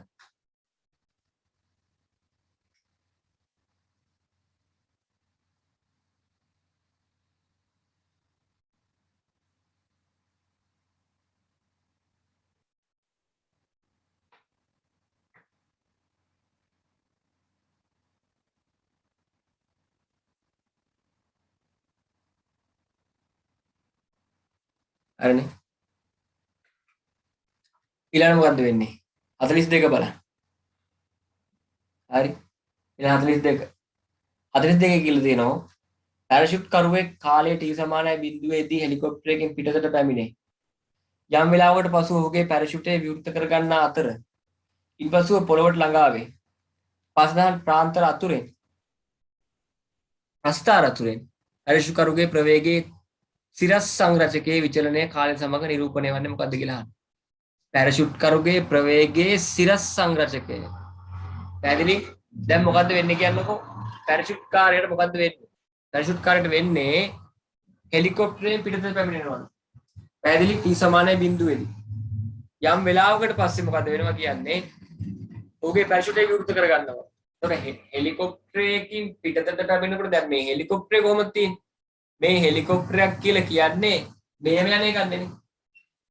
පැහැදිලි? එතකොට මෙහෙම යන එකකදී මොකද වෙන්නේ? පැරෂුට් කරුගේ ප්‍රවේගය ශූන්‍ය වෙන්නේ යම් වෙලාවක් යනවා. ඇයි ඒ? හෙලිකොප්ටරේ ප්‍රවේගය කාට තියෙනවද? පැරෂුට් කරුට තියෙනවා. මේ ප්‍රස්ථාර පහෙන්ම අනාවරණය වෙන කාරණාව. මොකද්ද? යම්කිසි කාලයක් තුල ප්‍රවේගය මොන වෙලාද? වැඩි වෙලා තියෙන්නේ. ප්‍රස්ථාර පහේම තියෙනවා ඒක. යම්කිසි කාලයක් තුල ප්‍රවේගය වැඩි වෙන බව ප්‍රස්ථාර පහේම තියෙනවා. පැහැදිලි? අනිත් එක වාතය කියලා කියන්නේ මොකද්ද? උෂ්ණාවි මාධ්‍ය. ඒක තුල වස්තුවක් චලිත වෙනකොට මොකද ප්‍රවේගයට සමානුපාතික වෙනවා කවුද? බලය, දුෂ්ණාවි රෝධක බලය. පැහැදිලි? ඒ කියන්නේ වාත ප්‍රතිරෝධය කියලා කියන්නේ ඕක තමයි. එතකොට ඒක සමානුපාතික වුණාම මොකෝ වෙන්නේ? ඒක සමානුපාතික වුණාන් පස්සේ වෙන්නේ ප්‍රවේගය වැඩි වෙන්න මොකද වෙන්නේ? දුෂ්ණාවි රෝධක බලය වැඩි වෙනවා. රෝධක බලය වැඩි වෙලා මොකද වෙන්නේ? රෝධක බලය වැඩි වෙලා එයාගේ බරට සමාන වෙච්ච හැටියේ ඒකාකාර ප්‍රවේගයට එනවා. පැහැදිලි? ඒකාකාර ප්‍රවේගයට ආපු ගමන් මෙයා මොකක් කරනවද? පැරෂුට් එක දානවා. පැරෂුට් එක විවෘත කරපු හැටි මොකද්ද වෙන්නේ? පැරෂුට් එකේ මෙන්න මේ ආවෘත මෙන්න මේ වට වෙන ශේෂ්ත්‍ර බලය විශාල ඉන්න මොකද වෙන්නේ? අධික ප්‍රතිරෝධී බලයක් ඇති වෙනව නැවත. ඒ කියන්නේ සිරස් ඉහළට අධික ප්‍රතිරෝධී බලයක් ඇති වෙනවා. චලිත දිශාවට වස්තුව ක්ෂණිකව මන්දනය වෙනවා. ඇදලි ක්ෂණිකව මන්දනය වෙනවා. එහෙනම් ඔන්න ඔය කරුණු ටික අදාළ ප්‍රස්ථාරය බලන්න. ඇදලි ඔය කරුණු ටික අදාළ ප්‍රස්ථාරය බැලුවම අපිට උත්තරේ ගන්න පුළුවන්. හරිනේ? මේක ලියාගමුවත් පොඩ්ඩක් නේ. හරිද? ලියන්නකො මෙහෙම.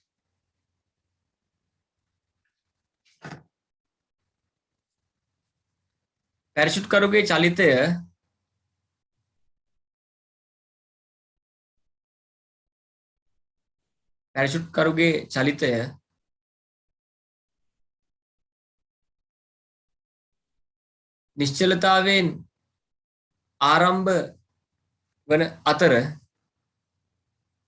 නිශ්චලතාවයෙන් ආරම්භ වන අතර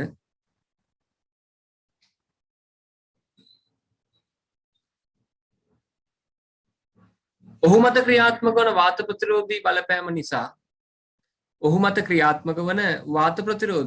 බලපෑම නිසා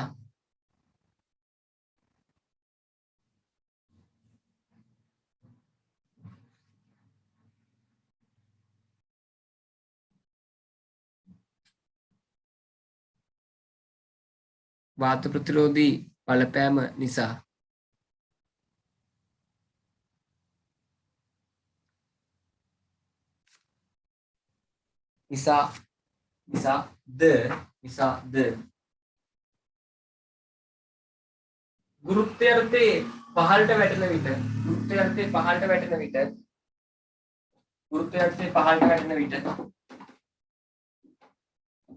ගුරුත්වයර්ථයේ පහළට වැටෙන විට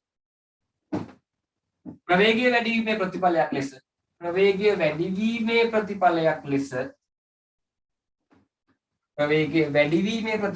ගුරුත්වයර්ථයේ පහළට වැටෙද්දී ප්‍රවේගය වැඩි වෙනවා.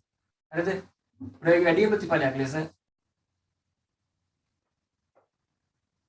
මේ වාත ප්‍රතිරෝධී බලය වැඩි වේ. මොකද උෂ්ණ විරෝධක බලක වැඩි වෙනවා. හරිද? ඒ සමානුපාතිකයි v. ඔක ගෝලයකට ස්ටෝක්ස් විසින් ඔප්පු කරපු සමීකරණයක්. හරි? ගෝලයකට තමයි ඔප්පු කරන්නේ 6යි r ඊට v කියන. නමුත් ප්‍රවේගය සමග සමානුපාතික බව අපි දන්නවා. හරිද? ප්‍රවේගය වැඩි වෙනකොට මොකද වෙන්නේ? වාත ප්‍රතිරෝධී බලය වැඩි වෙනවා. පැහැදිලි? හරි. ඊළඟට ලියන්න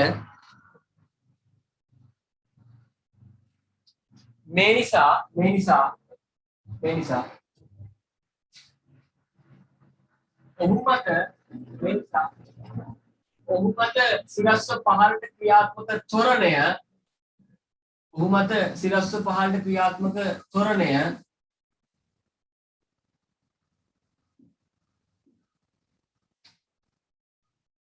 ක්‍රියාත්මක ත්වරණය ක්‍රමයෙන් අඩු වේ. ඒක අඩු වෙන්නේ කොහොමද කියලා මෙන්න මේ සමීකරණයට ඇති. හරිද? ක්‍රමයෙන් අඩු වේ. ඇයි f වැඩි වෙනවනේ? mg නියතයි f වැඩි වෙලා වැඩි වෙනකොට මේ අඩු වෙනවා. ත්වරණය අඩු වේ. යම් කිසි අවස්ථාවක මොකද වෙන්නේ? මේ දෙක සමානයි. සමාන වෙච්ච හැටි මොකද වෙන්නේ? ත්වරණය බිඳුව. ත්වරණය බිඳුව කියලා කියන්නේ චලිත වෙන වස්තුවක ත්වරණය බිඳුව වෙනකොට මෙතනට අනුව මොකද වෙන්නේ? වස්තුව ඒකාකාර ප්‍රවේගයට එනවා. ආපු හැටි මෙයා මොකද කරන්නේ? පැරෂූට් එක ඕපන් කරනවා. පැහැදිලි? පැරෂූට් එක දාන්න. දැන් අහන් ඉන්නකෝ පැරෂූට් එක ඕපන් කරන්න. පැරෂූට් එක දාන්න. හරිද? ආර් ඒකාකාර ප්‍රවේගයට මෙනකන් ඉන්නවනේ මොකද දන්නේ නැහැ නේ. ඒකට හේතුව තමයි ත්වරණය වෙද්දි පැරෂූට් එක දැම්මොත් එහෙනම් මොකද වෙන්නේ? ක්ෂණික ආවේගී බල ක්‍රියාත්මක වෙලා පොඩි විපර්යාසයක් සිද්ධ වෙන්න පුළුවන්. ඒ කියන්නේ මෙයාට බලපෑමක් වගේ දෙයක් ඇති වෙන්න පුළුවන්. එකපාරට පැරෂූට් එක ත්වරණය වෙන කාලය තුල ඕපන් කරනවා. පැහැදිලි? ඒක නිසා මොකද කරන්නේ? අර ටික වෙලාවක් මොකද වෙන්නේ? ගුරුත්වයන්තේ පහළට වැටෙනවා. දැකලා තියෙන්නේ ඔයගොල්ලෝ. හරිද? ටික වෙලාවක් ගුරුත්වයන්තේ පහළට වැටෙනවා. එයාට මේක තේරෙනවා එතකොට. ඒ කියන්නේ මොකද්ද? ඒකාකාර ප්‍රවේගයට එනවා කියන එක තේරෙනවා. අපිට තේරෙන්නේ නැහැ. ඒක වැටෙන එක තමයි තේරෙන්නේ. හරිද? එතකොට තමයි පැරෂූට් එක ඔන් කරන්නේ. පැරෂූට් එක දාපු ගමන් මොකද වෙන්නේ? අධික ප්‍රතිරෝධී බලයක් වාතයේ මගින් ක්‍රියාත්මක වෙන පැරෂූට් එක මත. පැහැදිලි? ඇයි? ඒකේ දිනාවුත් ශේෂ්ත්‍රඵලය වැඩි පැරෂූට් එකේ මේ විදිහට. එතකොට මේ විදිහේ දැවැන්ත බලයක් ක්‍රියාත්මක වෙනකොට ඒ නිසා අධික ලෙස මන්දනය වීමකට ලක් වෙනවා. පැහැදිලි? ක්ෂණික මන්දනයකට ලක් වෙනවා. හරිනේ? මේක ලියන්න. මේකේ පැරෂූට් කරුනේ. පැරෂූට් කරු. මේ තියෙන්නේ එයා මත ක්‍රියාත්මක වෙන ත්වරණය. එන්න ත්වරණය අඩු වෙනවා. ඒකට හේතුව F වැඩි වෙන හින්දා.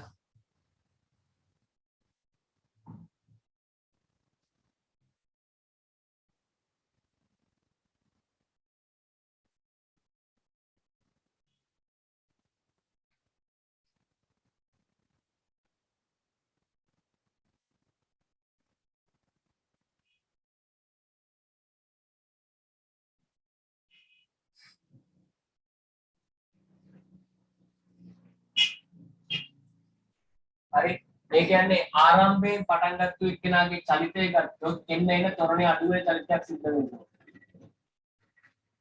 ඕනෝයි. පැහැදිලි? යම් කිසි කාලයක නියත ප්‍රවේගයකට ආපු හැටි මොකෝ වෙන්නේ? පැරෂූට් එක දාපු ගමන් අධික ලෙස මන්දනය වෙනවා. පැහැදිලි? අධික ලෙස මේ විදිහට මන්දනය ඇති කරනවා. පැහැදිලිද? අන්න එහෙම දින වර්ණයක් බලන්න. එහෙම දින වර්ණයක් තමයි උත්තරේ. පැහැදිලිනේ? අර දැන් මේක ලියුවානේ. ලියන්න. යම් අවස්ථාවක f සමානයි mg වන විට යම් අවස්ථාවක f සමානයි mg වන විට a සමානයි බිඳුව වේ. a සමානයි බිඳුව වේ.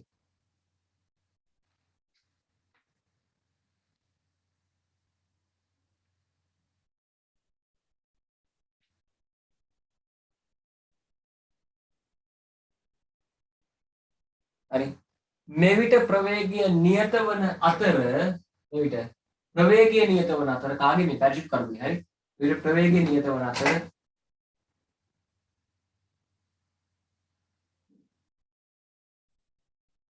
එහිදී පැරෂූටය දිගහැරීම හේතුවෙන් එහිදී පැරෂූටය දිගහැරීම හේතුවෙන් එහිදී පැරෂූටය දිගහැරීම හේතුවෙන්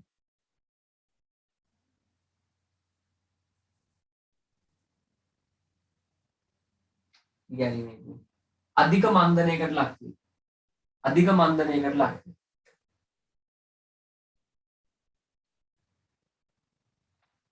අධික මන්දනයකට ලක්.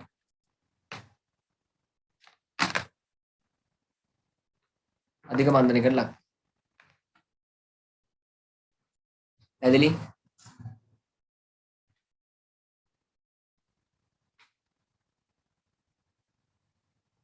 ඒතර අධික මන්දනයකට ලක් වෙලා මොකද වෙන්නේ? පොළොවට එන්නේ මන්දනයක් යටතේ. පැහැදිලි? අර ඒකනේ පොළොවට එද්දි මායියෙන් ඇල පොළවේ වදින්නේ නැත්තේ. පැහැදිලි? ඒතකොට අධික මන්දනයකට ලක් වෙලා මෙහෙම ඇවිල්ලා මොකද වෙන්නේ? මෙන්න මේ මොකක්ද දන්නේ වෙන්නේ නේ? පොළොවට ආපු හැටි මොකද්ද වෙන්නේ? ක්ෂණිකව ප්‍රවේගයේ බිඳුව වෙනවා. ඒක තමයි වෙන්නේ. පැහැදිලි? පොළොට ආපු හැටි ක්ෂණිකව ප්‍රවේගය ශූන්‍ය කරගන්න. ඒක තමයි මේ පෙන්නන්නේ. හරි? ප්‍රස්ථාරය මෙන්න මේ විදිහට එන වක්‍රයක් කියන තමයි උත්තරේ දෙන්නේ. මම හිතන්නේ උත්තරේ තියෙන්නේ ඔය වගේ තියෙන 5. හරි? ඔය වගේ උත්තරයකට තියෙන 5.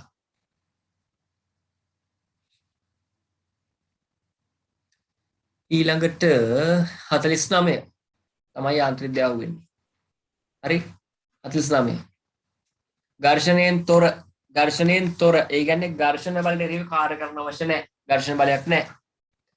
තොර තිරස් පෘෂ්ඨයක් මත ස්කන්ධය කිලෝග්‍රෑම් 2 වන A කුට්ටියක් සහ ස්කන්ධය කිලෝග්‍රෑම් 6ක් වන B කුට්ටියක් කොහොම තියලා තියෙනවද? ඔන්න ඔය තියෙන විදිහට තියලා තියෙනවද? පැහැදිලි? රූපේ පෙන්වනවා ඇති පරිදි කුට්ටි වලට ස්කන්ධය නොගෙනිය හැකි සර්ව සම දුනු දෙකක් සවිකොට ඇත. නිශ්චලතාවයේ ඇති B කුට්ටිය වෙතට 2 ms ශ්‍රේණික වේගයකින් A කුට්ටිය ප්‍රක්ෂේප කරනු ලැබේ. දුනු දෙකටම අයත් කරගත හැකි උපරිම ශක්තිය කොච්චරද කියලා අහනවා. පැහැදිලි? ඕක MCQ එකක් විදියට අපි හදමු. පැහැදිලි? අපි ඕක MCQ එකක් විසඳන විදියට කරමු. මොකද ඔක සමීකරණ දාගෙන ගාන හදන්න ගියොත් මම හිතනවා ලේසි වෙන්නේ නැහැ. එයි. දැන් 49 වෙනි MCQ එක හරි. 49 වෙනි MCQ එක සාමාන්‍යයෙන් අපි කියන්නේ අමාරුයි කියලා. අතිශයම අමාරුයි කියලා කියන්න බෑ. හරි? ඊතන පැත්තට පොඩ්ඩක් නැඹුරු වෙන MCQ එකක් තමයි ඔය තියෙන්නේ. බලන්න. ඕකෙදි කියලා තියෙනවා මෙන්න මේක කුට්ටියක් තියෙනවලු. මෙතන මේ විදියට දුන්නක් තියෙනවා සහ මේකෙන් දුන්නක්. ඔව් මේකෙත් දුන්නක් තියෙනවා විදියට. හරිද? ආරම්භයේදී මේ කුට්ටිය නිසලයි. B කුට්ටිය නිසලයි මේකේ ස්කන්ධය දීලා තියෙනවා 6ක්. මෙයාගේ ස්කන්ධය 2යි. මෙයාගේ ස්කන්ධය 6යි. MB මෙයාගේ ස්කන්ධය 2යි. ලෝකේ. මෙයාට ආරම්භයේ ප්‍රවේගයක් ලබා දෙනවා. මේ පැත්තට මොකද්ද ප්‍රවේගය? 2 ms ශ්‍රේණියක ප්‍රවේගයක් දෙනවා. 2 ms ශ්‍රේණියක ප්‍රවේගයක් දෙනවා. පැහැදිලි? එතකොට ආරම්භක චාලක ශක්තියක් කාටද තියෙන්නේ? මෙයාට. පැහැදිලි? ආරම්භයේදී දුරු සියල්ල ලිහිල්ව පවතින නිසා මොකද්ද වෙන්නේ? මේ වගේ ප්‍රත්‍යස්ත විභව ශක්තියක් අපඩා වෙලත් නැහැ. පැහැදිලි? ප්‍රත්‍යස්ත විභව ශක්තියක් අපඩා වෙලත් නැහැ. මෙයා නිසල ඉන්න මෙයාට චාලක ශක්තියක් ඇත්තෙත් නැහැ. මේකේ බිඳුවයි. හරි? නෑ එහෙනම් ආරම්භයේදී පද්ධතිය සතු මුළු චාලක ශක්තිය පද්ධතිය සතු මුළු ශක්තිය ඒ ශක්තියම තමයි. මුළු විභව ශක්තිය කතා කරන්නත් බෑ. එකම දිවස් මට්ටක මේ දෙක තියෙන්නේ. එතකොට ආරම්භයේදී පද්ධතිය සතු මුළු ශක්තිය ඒහි චාලක ශක්තිය කියලා කියන්න පුළුවන්. කිසි ගැටලුවක් නැහැ. ඒහි චාලක ශක්තිය කියලා කියන්නේ භාගයයි මොකද්ද? mv වර්ග භාගයයි 2යි 2 වර්ග 4යි ජූල්. පැහැදිලි? ජූල් 4ක් තියෙනවා. ආරම්භයේදී මෙයා සතුව පවතින චාලක ශක්තිය වෙන්නේ කොච්චරද? ජූල් 4යි. එහෙනම් අහන් ඉන්න ශක්ති සංස්ථිතියට අනුව ශක්තිය නැවෙන්න බෑ. ශක්තිය නැසෙන්නත් බෑ. මොකක්ද වෙන්න පුළුවන්? ශක්ති පරිවර්තනය. එතකොට ශක්තිය නැවෙන්න බැරි නම් කිසිම වෙලාවක උත්තර පහෙන් 4යි ජූල්ට වඩා වැඩි උත්තරයක් තියෙන්න බෑ. හරි? ඒක චෙක් කරන්න ඉස්සෙල්ලා. හරි. එතනින් ඉවරයි. ඇයි? එකක්වත් 4ට වැඩි නෑ. පැහැදිලි? ඔව්. එතකොට පේපර් එක හදපු සර් පොඩ්ඩක් එතනින් කපට වෙලා තියෙනවා. ඔක්කොම 4ට වැඩි අඩුවෙන් දීලා තියෙනවා. පැහැදිලි? ඇත්තටම 4ට වැඩි වැඩියෙන් දෙන එකෙත් පොඩි ගැටලුවක් තියෙනවනේ. ශක්ති සංස්ථිත දන්නේ වගේ කතාවක් වෙනවා එතකොට. ඒකින්ද ස්ථිරවම 4ට වැඩි මොනව වෙන්න ඕනද? අඩු වෙන්න. හරිද? ඊළඟට බලන්නකො. ඊළඟට මේකේ කියලා තියෙනවා දුනු දෙකක් තියෙනවා. හරිද? නිශ්චලතාවයේ ඇති B කුට්ටිය වෙතට A කුට්ටිය ප්‍රක්ෂේප කරාම දුනු දෙකටම අයත් කරගත හැකි උපරිම ශක්තිය. අහන් ඉන්නකො දැන්.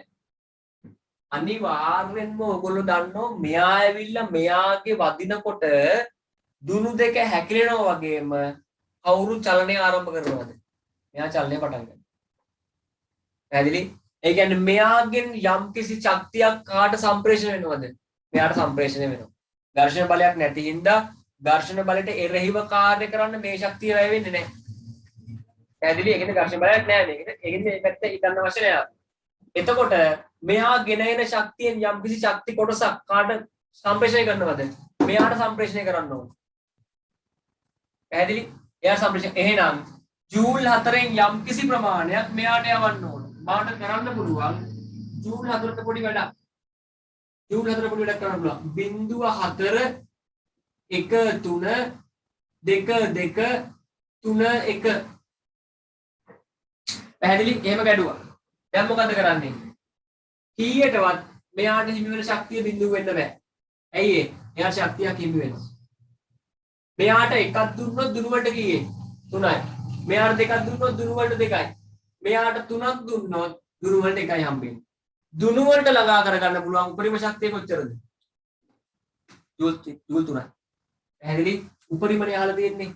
හරිද? ශක්තියේ මැක්සිමම් අහලා තියෙන්නේ. දුන වලට ගබඩා කරගන්න හැකි ශක්තියේ උපරිමගය ජූල් 3යි. පැහැදිලි? උපරිම කියන වචනේ තුල තමයි මොකක් තියෙන්නේද? ගාන තියෙන්නේ. පැහැදිලි? උපරිම ශක්තිය. උපරිම ශක්තිය 4 නොඋනේයි. 4 නොඋනේ ටිකක් කාට දෙනවද? මෙයාට දෙනවා. ඒ වගේම ඒ චලිත වෙන්න පුළුවන් ආයි. හරිද? මෙයාගේ සතු සමස්ත ශක්තිය මේ පැත්තට සම්ප්‍රේෂණය වෙනවා කියන එක කියන්නත් බෑ. පැහැදිලි? එහෙම ගැටලුවකුත් තියෙනවා.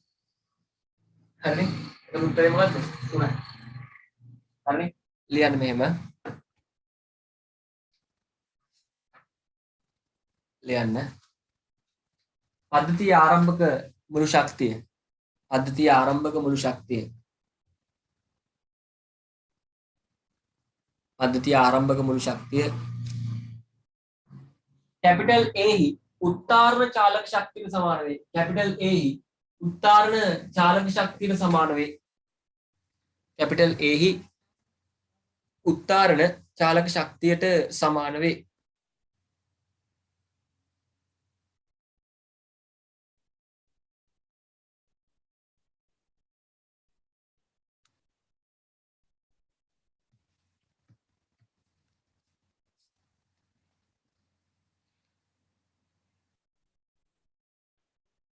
උත්තාරණ චාලක ශක්තියට සමාන වේ.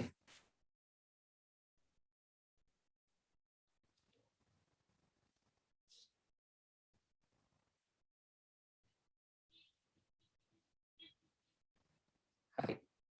ලියන්න. එතකොට උත්තාර චාලක ශක්තිය සමාන වේ. ලියන්න. දුනු එකිනෙක සම්පීඩනය වීමෙන් අනතුරුව දුනු එකිනෙක සම්පීඩනය වීමෙන් අනතුරුව දුනු එකිනෙක සම්පීඩනය වීමෙන් අනතුරුව බීටද ප්‍රවේගයක් හිමි වේ. බීටද ප්‍රවේගයක් හිමි වේ. බීටද ප්‍රවේගයක් හිමි වේ. ඇදලි බී චලිත වෙනවා. සුමටයි පෘෂ්ඨය. හරි බීටද ප්‍රවේගයක් හිමි වේ. බීටද ප්‍රවේගයක් හිමි වේ. හරි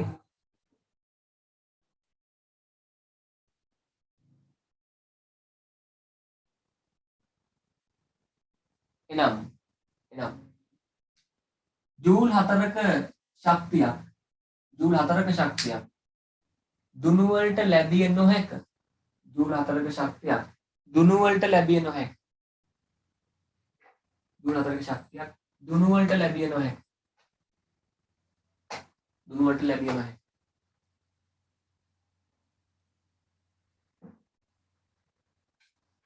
දුනු වලට ලැබිය හැකි උපරිම ශක්තිය ප්‍රශ්න කරන බැවින් දුනු වලට ලැබිය හැකි උපරිම ශක්තිය ප්‍රශ්න කරන බැවින් දුනු වලට ලැබිය හැකි උපරිම ශක්තිය ප්‍රශ්න කරන බැවින් උපරිම ශක්තිය ප්‍රශ්න කරන බැවින් පිළිතුර ජූල් 3කි. පිළිතුර ජූල් 3කි. පිළිතුර ජූල් 3කි.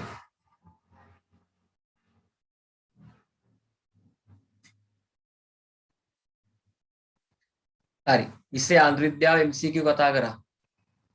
දැන් අපි යනවා 20 යාන්ත්‍ර විද්‍යාව එසේකට. 20 යාන්ත්‍ර විද්‍යාව එසේකට යනවා.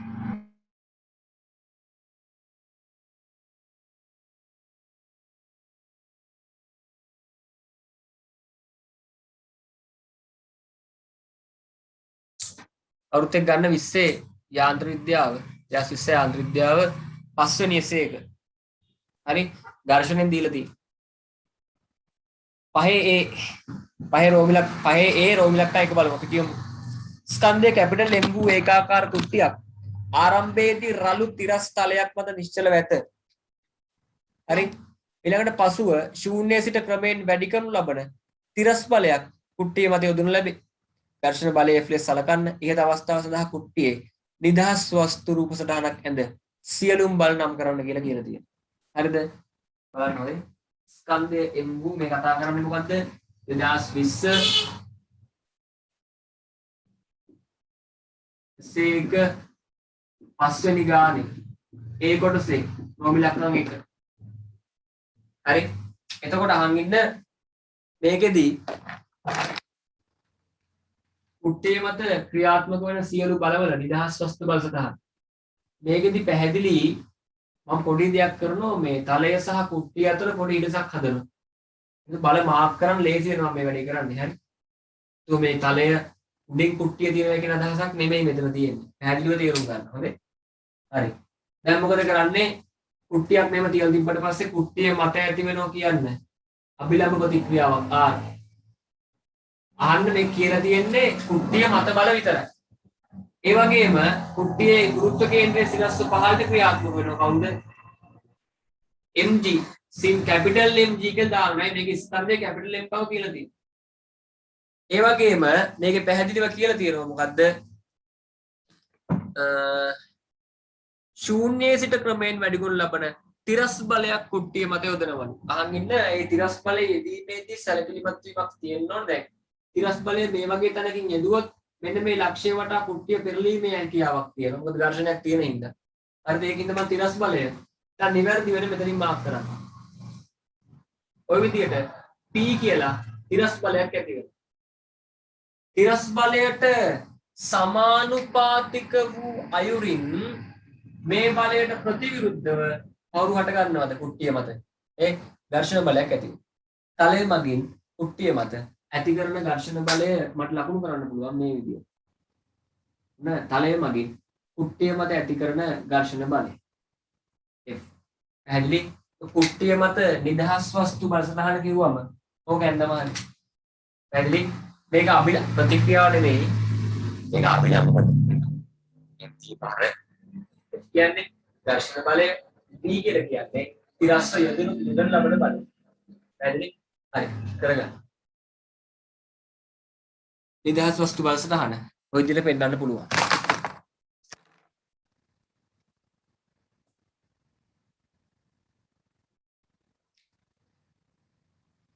සියලුම බල නම් කරන්න කියලා තියෙනවා. සියලුම බල නම් කරන්න කියලා කියන ඔහොම නම් කරාම හරි. මොකද ඒගොල්ලන් සියලු බල ටික මොනවද කියලා කියලා තියෙනවා. තිරස් බලය P කියලා කියලා තියෙනවා. ඝර්ෂණ බලය F කියලා කියලා තියෙනවා. ඒගොල්ලන් කියලා තියෙනවා. අපි නිකන් අමුතුවෙන් නම් දාන්න යන්න අවශ්‍ය නැහැ.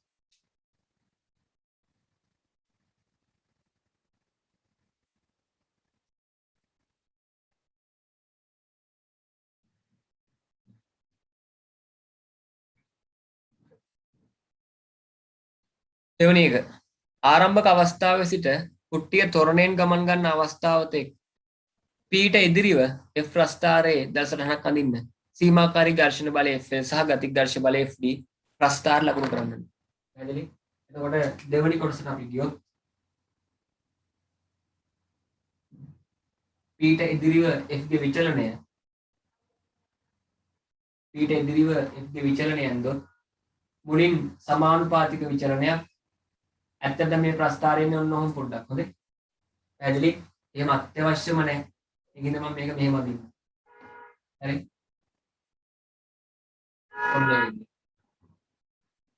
දැන් මතක තියාගන්න මෙන්න මේ අවස්ථාවට කියනවා සීමාකාරී ස්ථිතික ඝර්ෂණ බලය. මෙතනද කියන මොකද්ද? ගතික ඝර්ෂණ බලය. මේගොල්ලෝ අගයන් දීලා තියෙන බල මොකද්ද කියන්නේ? සීමාකාරී එක FL.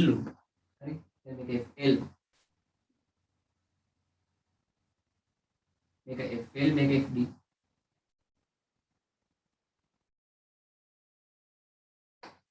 හරි ඔය විදිහට. එතකොට මෙන්න මේ විදිහ තමයි හැසිරීම තියෙන්නේ. දැන් බලන්න මේ ඝර්ෂණ බලයට වැඩි වෙන්න පුළුවන් එක්තරා සීමාවක් දක්වා පමණයි. සීමාකාරී ඝර්ෂණ බලයෙන් එහාට ඝර්ෂණ බලයේ වැඩිවීමක් සිද්ධ වෙන්නේ නැහැ. ඝර්ෂණ බලයක් තියෙනවා. නමුත් වැඩිවීමක් සිද්ධ වෙන්නේ නැහැ. ගතික ඝර්ෂණ බලය නියතව පවතිනවා මේ. නියතව පවතිනවා. p වැඩි කරත් මේක නියතව පවතිනවා. ඇදිලිද? මෙතන වෙන ක්‍රියාවලිය මම කියලා දෙන්නම් අහන්න ඉන්න. හොඳේ. ඉක්මනට කරන්න මේ හොඳේ. හරි. ඊළඟට මොකද්ද කියලා දෙන්නේ? ඊළඟට කියලාම කියලා දෙන්නම්.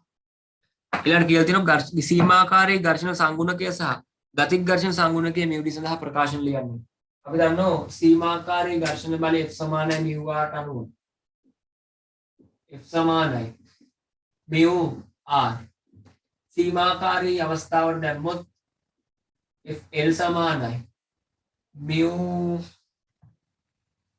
L දීලා තියෙන්නේ. μ L r. ඇදලි එතකොට මට කියන්න පුළුවන් මොකද්ද? R සමානයි mg. එහෙනම් FL සමානයි μ L mg. R සමානයි mg උනේ මොකෝ? සිරස් පිළට බලයෙන් බෙදෙන එක. R රින් mg සමානයි 0යි. R සමානයි mg. තිරස් චලිතයට සිරස් පිළට බලයෙන් බෙදෙන කරන්න පුළුවන්. එහෙනම් බලන්න μ L කියලා කියන්නේ මොකද්ද? FL බෙදීම mg. හරිද? මේ විදිහට ව්‍යුත්පන්න කිරීමක් කරන්න පුළුවන් කාටද? μk fd ට. fd සමානයි μd වතාවක් r. fd සමානයි μd වතාවක් r කියන්නේ mg. μd සමානයි fd බෙදීම කවුද? mg. fd බෙදීම mg. හරිනේ? μd සමානයි fd බෙදීම mg. ඔය විදිහට ප්‍රකාශන දෙක ලියන්න පුළුවන්.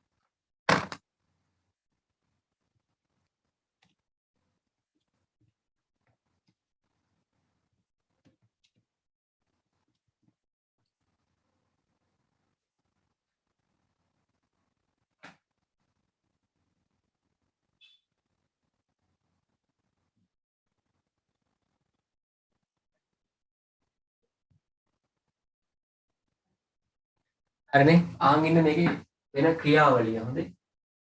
හරිද? මේක සරලව අධ්‍යයනය කරන්න පුළුවන් පොඩි වැඩක් කරනවා. මොකද පොඩි වැඩේ? ඒ තමයි මේ වගේ කුට්ටියක් අරගෙන මෙහෙම ඝර්ෂණයක් සහිත පෘෂ්ඨයක්. වත් පෘෂ්ඨ ඝර්ෂණයක් තියෙනවනේ හරිද? මෙහෙම තිබුවට පස්සේ මොකද වෙන්නේ? තිබුවට පස්සේ ටික ටික තිරස් බලයක් මගින් මේක අදින්න මෙහෙම. හරිද? මෙහෙම ටික අදිනකොට මොකද වෙන්නේ? බලය යෙදුවට මේක එන්නේ නැහැ. බලය යෙදුවට එන්නේ නැහැ. බලයේ යොදන තාක් නිසලයි කියලා කියන්නේ සම්ප්‍රයුක්ත බලය බිඳුව. ඇදලි වස්තුවක් චලිත වූ පමණින්ම සම්ප්‍රයුක්ත බලයක් ක්‍රියාත්මක වේ කියලා කියන්න බෑ. මොකද ඒකාකාර ප්‍රවේගය කියලා කියන්නේ සම්ප්‍රයුක්ත බලයක් ක්‍රියාත්මක නොවන අවස්ථාවක්. හැබැයි වස්තුව චලිත වෙන්නේ. හරිද? මෙතන චලිතය මෙතන නිශ්චලයි. වස්තුව නිසලයි. සම්ප්‍රයුක්ත බලය බිඳුවයි. හරිද? නමුත් බල ක්‍රියාත්මකයි. හරි? ප්‍රතික්‍රියාව ක්‍රියාත්මකයි. බර ක්‍රියාත්මකයි. හරිද? ඒ වගේ මම යොදන බලය ක්‍රියාත්මකයි. මම යොදන බලයට සමාන වූ ප්‍රතිවිරුද්ධ වූ බලයක් තලයේ මගින් කුට්ටිය මත ප්‍රතිවිරුද්ධව ක්‍රියාත්මක වෙනවා. මෙන්න මේ තමයි මේ තියෙන එක තමයි. එයා කවුද? චලිතයට ප්‍රතිරෝධය දක්වන බලය ස්පර්ශීය බලය මේක ඝර්ෂණ බලය. එතකොට අහන් ඉන්න දැන් ටික ටික p වැඩි කරන්න වෙන්නේ කුට්ටිය චලිතය ආරම්භ කරන්න ඔන්න මෙන්න කියලා අවස්ථාවකට එනවා. කුට්ටිය චලිතය ආරම්භ කරන්න ඔන්න මෙන්න කියලා අවස්ථාවකට එනවා කියලා කියන්නේ මොකද්ද? ඒකට අපි කියනවා සීමාකාරී අවස්ථාව කියලා. පැහැදිලි? එහෙනම් කුට්ටිය චලිතය ආරම්භ කරන්න ඔන්න මෙන්න තියෙන අවස්ථාවේදී මේ p ගේ අගය කාට සමානයිද? සීමාකාරී ස්ථිතික ඝර්ෂණ බලයට සමානයි. ඇයි සීමාකාරී ස්ථිතික කියන්නේ? තාම වස්තුව නිසලයි. තාම ගතික උන්නේ නැහැ. තාම චලනය උනේ නැහැ. සීමාකාරී ස්ථිතික ඝර්ෂණ බලයත් චුට්ටක් වැඩි වෙන්න මෙන්න මෙයා දීපු ගම මෙයා මොන වෙනවද? වස්තුව ගතික ඝර්ෂණ අවස්ථාවට එනවා. ඒ කියන්නේ වස්තුව චලිතය වෙනවා. අහන් ඉන්න ඒ චලිතය ත්වරිත චලිතයක්. ඒ කියන්නේ ත්වරණයේ සිදුවන චලිතයක්. ඒකට හේතුව වස්තුව මත ක්‍රියාත්මක වෙනවා. මේ පැත්තට P කියලා බලයක්, මේ පැත්තට F D කියලා බලයක්, සංප්‍රයුක්ත බලය මේ පැත්තට P ඍණ FD. එහෙනම් ක්‍රියාත්මක වෙන සංප්‍රයුක්ත බලය නිසා වස්තුව මොන වෙනවද? වස්තුව ත්වරණයකට ලක් වෙනවා. ඇදලි වස්තුවක් මත සංප්‍රයුක්ත බලයක් ක්‍රියාත්මක නම් අපි කියන අසමතුලිත බාහිර බලයක් වස්තුව මොන වෙනවද? වස්තුව ත්වරණයකට ලක් වෙනවා. ඇදලි අහන් ඉන්න මේ සිදුවෙන ත්වරණය විචල්්‍ය ත්වරණයක්, නියත ත්වරණයක් නෙමෙයි. ඒකට හේතුව FD නියත වුණත් P ක්‍රමක්‍රමයෙන් වැඩි කරනවා.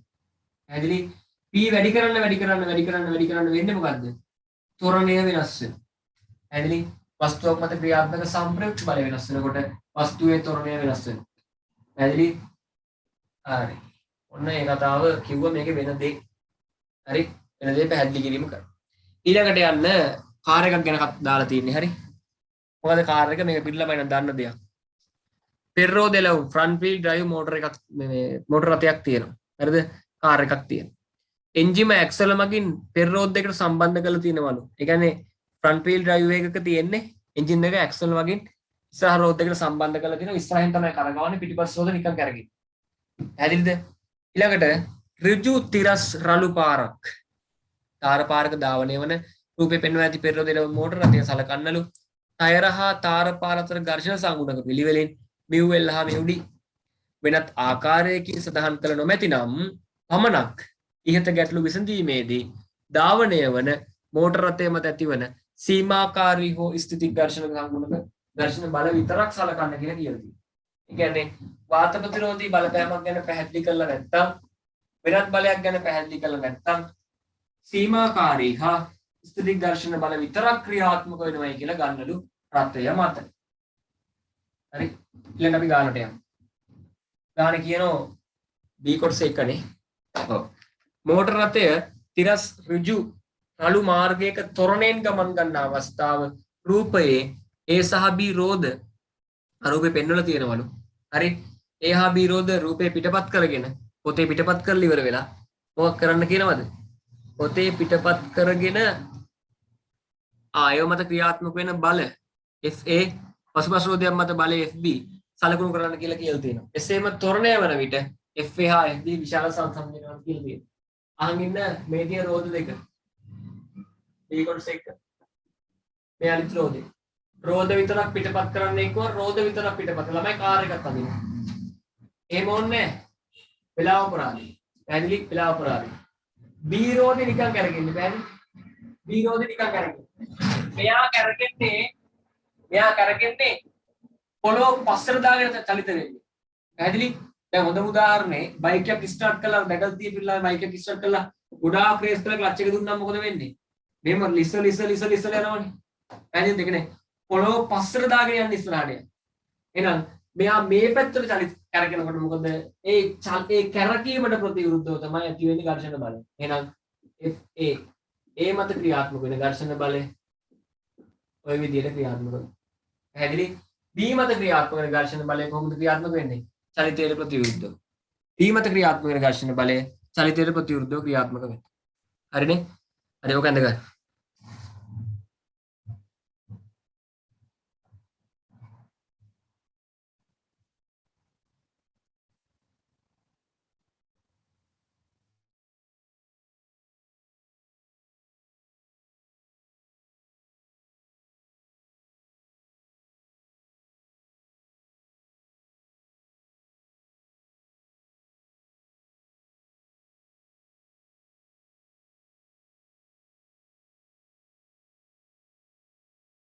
හරිනේ? B මත ක්‍රියාත්මක වෙන ඝර්ෂණ බලය චලිතයට ප්‍රතිවිරුද්ධව ක්‍රියාත්මක වෙනවා නේ. ඒක කොහොමද ක්‍රියාත්මක වෙන්නේ? ආන්න. FP. හරි මෙන්න B. ත්වරණය වෙනකොට කවුරු වැඩිද? ත්වරණය වෙද්දී මෙයා වැඩි වෙනවා. ඇයි? මෙයා ත්වරණය වුණත් ඒකාකාර ප්‍රවේගයෙන් ගියත් මොනවා වුණත් මෙයා කරගෙන නිකන්. මෙයාට ඇක්සල් සම්බන්ධ කරලා නැහැ. පැහැදිලි? එහෙනම් වස්තුව ත්වරණය වෙද්දී විශාලයි. පැහැදිලි? ඒ විශාල වෙද්දී ත්වරණය වන විට තමයි විශාලත්ව සංසන්දනය කරන්න කියලා තියෙන්නේ. ඒ සංසන්දනය මේ පෙන්නුනේ. පැහැදිලි? FA කියන එක වැඩි කාලවලද FB කියන එක වඩා. හරි. ඊළඟට රියදුරුත් එක්ක පෙරරෝදෙලව මෝටර රථයේ ස්කන්ධය කිලෝග්‍රෑම් 1200ක්ලු. ඒකේ බර රෝද හතරත් එක්ක සමානව බෙදෙන බව උපකල්ලේ සලකන්න කියලා තියෙනවා. මේදී ක්‍රියාත්මක වන ඝර්ෂණ සංගුණකයේ නිවැරදිව හඳුනාගෙන තිරස් ඍජු පාරේදී මෝටර රථයේ උපරිම ආරම්භක එළවුම් බලය. ආන්ින්න උපරිම ආරම්භක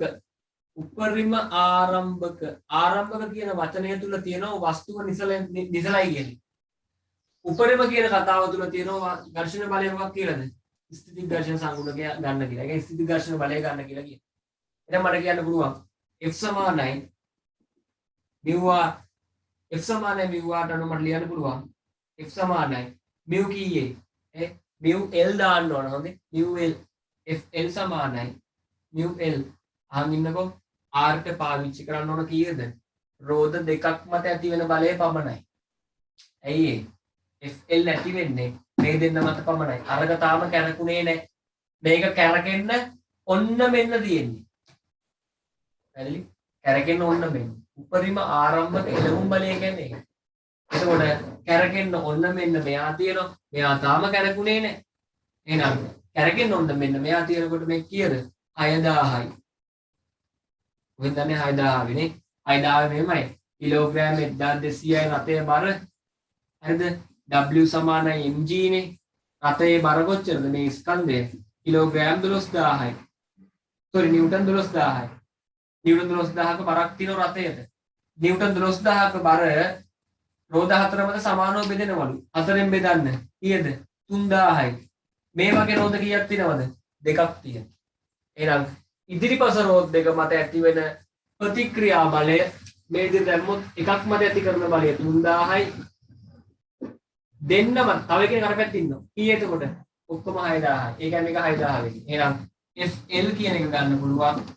μL කීයද දැන් දීලා තියෙන්නේ. μL දශමට. දශමට වැඩි කිරීම 6000. හරි. 8 වරක් 6 48යි. 4800යිද? 48යි 600 වටක්. ඔව් 4800යි නිව්ටන්. ආගින්නකෝ මේ තියෙන උපරිම ආරම්භක එළවුම් බලය නෙමෙයි. මේ තියෙන්නේ මොකද්ද? මේ තියෙන්නේ උපරිම ආරම්භක එළවුම් අවස්ථාවේදී ඉදිරිපසට අයන මත ක්‍රියාත්මක ඉදිරිපස රෝධ මත ක්‍රියාත්මක වෙන ඝර්ෂණ බලයේ මුළු වගේ. තවමත් වස්තුව නිසල බැවින් නිව්ටන්ගේ තුන්වන නියමය අනුව මොකක් කියන්න පුළුවන්ද? මේ හා සමාන වූ ප්‍රතිවිරුද්ධ බලයක් කවුරු මගින් ඇති කරලා තියෙන්න ඕනද? එන්ජිම මගින් ඇති කරලා තියෙන්න ඕන. එහෙනම් උපරිම ආරම්භක එළවුම් බලය 4800ක් නිව්ටන්. හරි කරගන්න. උපරිම ආරම්භක එළවුම් බලය නිව්ටන් 4800.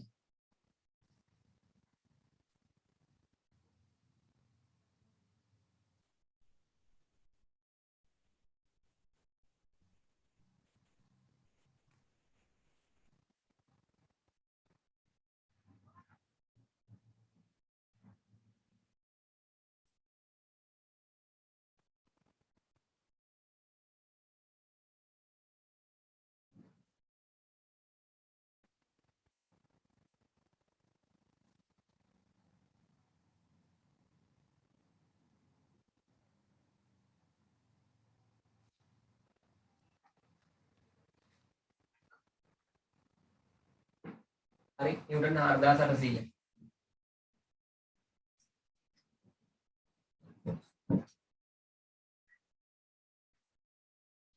උපරිම ආරම්භක එළවුම් බලය නිව්ටන් 4800. ඊළඟට බලන්න.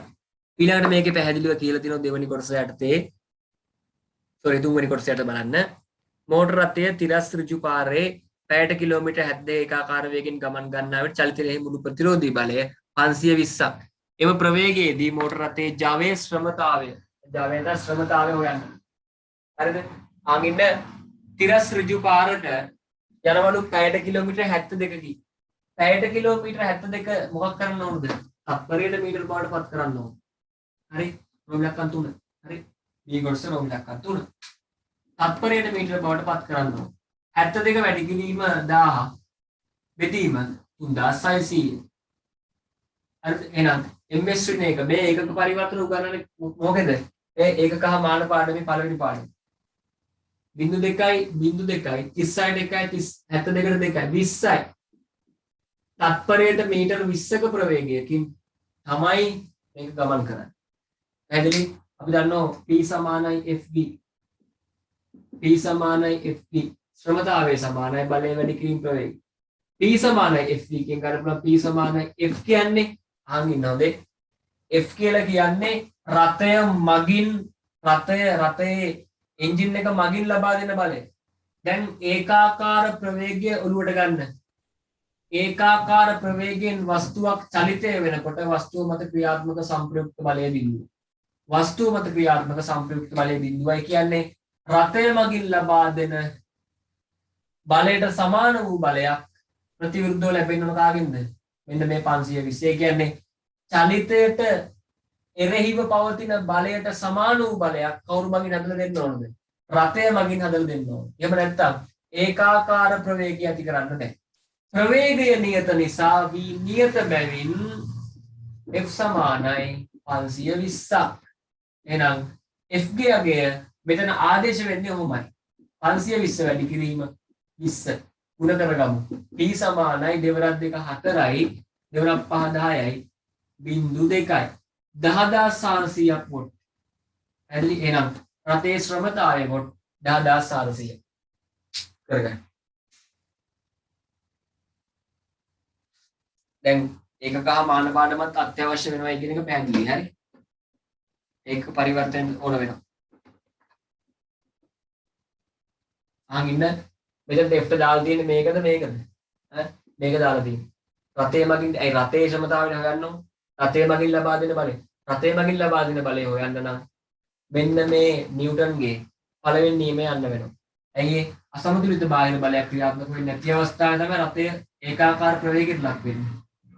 ඒක අනිත් පැත්ත අර්ථ කරා. ඒකාකාර ප්‍රවේගයට ලක් වෙන අවස්ථාවේ තමයි අසමතුලිත බාහිර බලයක් ක්‍රියාත්මක වෙන්නේ නැහැ. අසමතුලිත බාහිර බලයක් ක්‍රියාත්මක වෙන්නේ නැහැ කියන්නේ මේ බල දෙක විශාලත්වයෙන් සමානයි. හරි.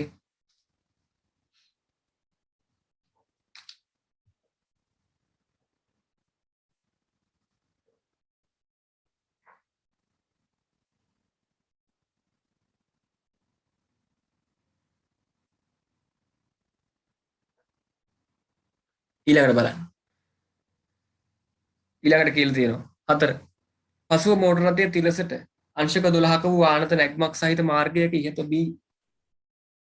ඉහත B දෙකෙහි ජවයෙන්ම ඉහළට ගමන් කරනවලු. මේ චලිතයේ එහි මුල් ප්‍රතිරෝධී බල 200 නම් ඉහළ රථය ඉහළට ගමන් කරන උපරිම ප්‍රවේගය හොයන්න කියලා කියවදී. හරිද?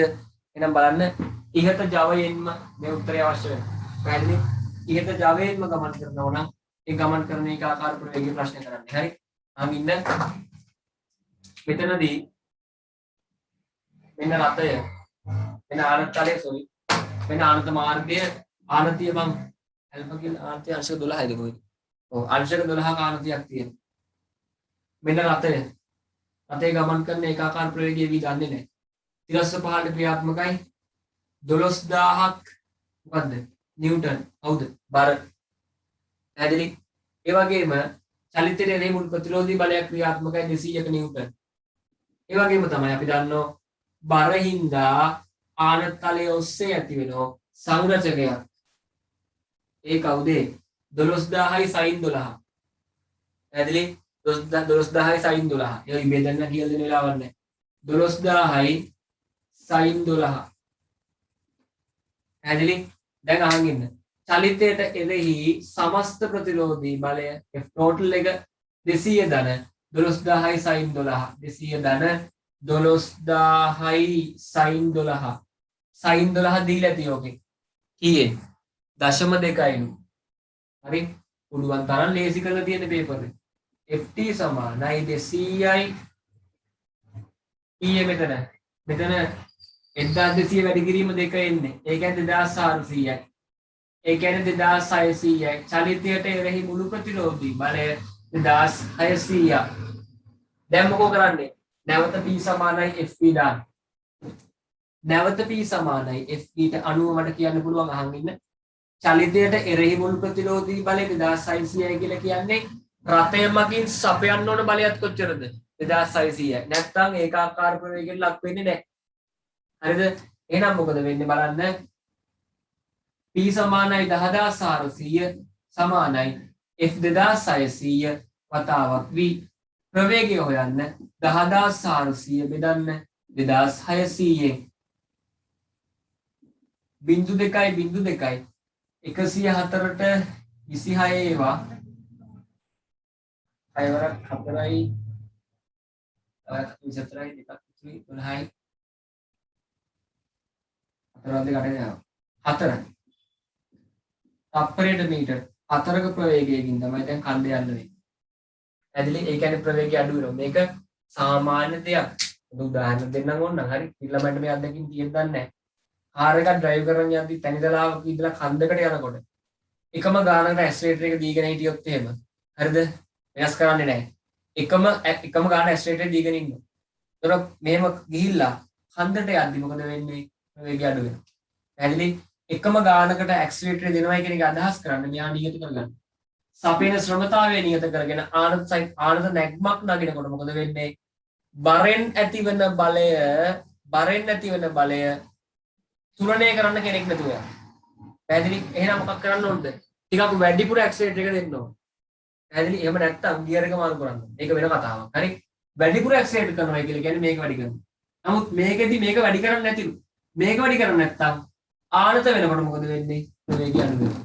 කලින් තිබ්බ 20ක් දැන් 4යි තියෙන්නේ. හරි? ප්‍රවේගය අඩු වෙලා තියෙනවා. හරිද?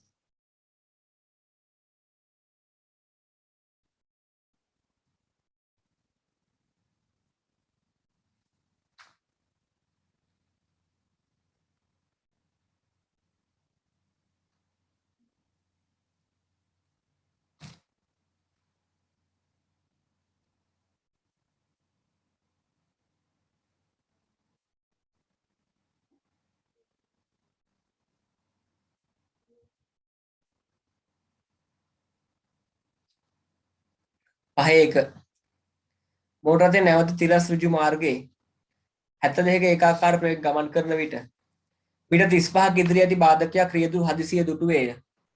ඔහු ශ්‍රණිකව තිරිංග පැටලේ පෑගූ විට රෝද හතර අගුළු වැඩි. ටයර පෙරලීමකින් තොරව ලිස්සන ලදී.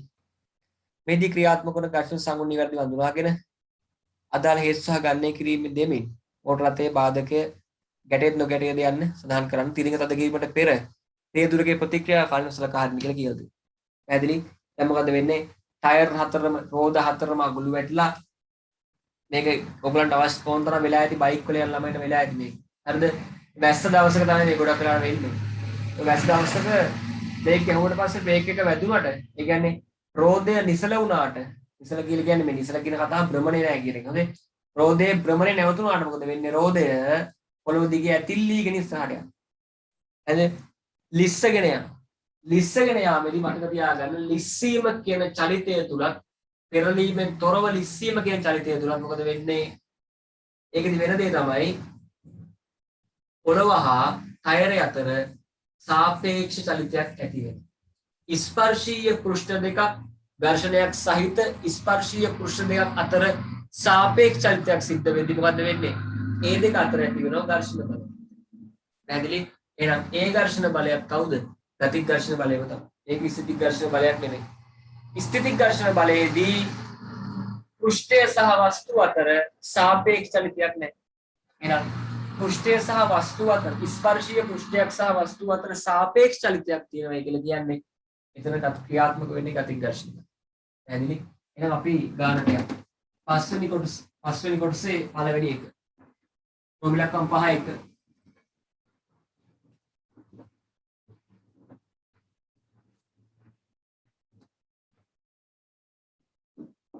රෝමිලක්කම් 5 1 රෝමිලක්කම් 5 ඔව් එතකොට මේ කියන්නේ කොහොමද 72යි ms නේ කියලා කියන්නේ මොකද්ද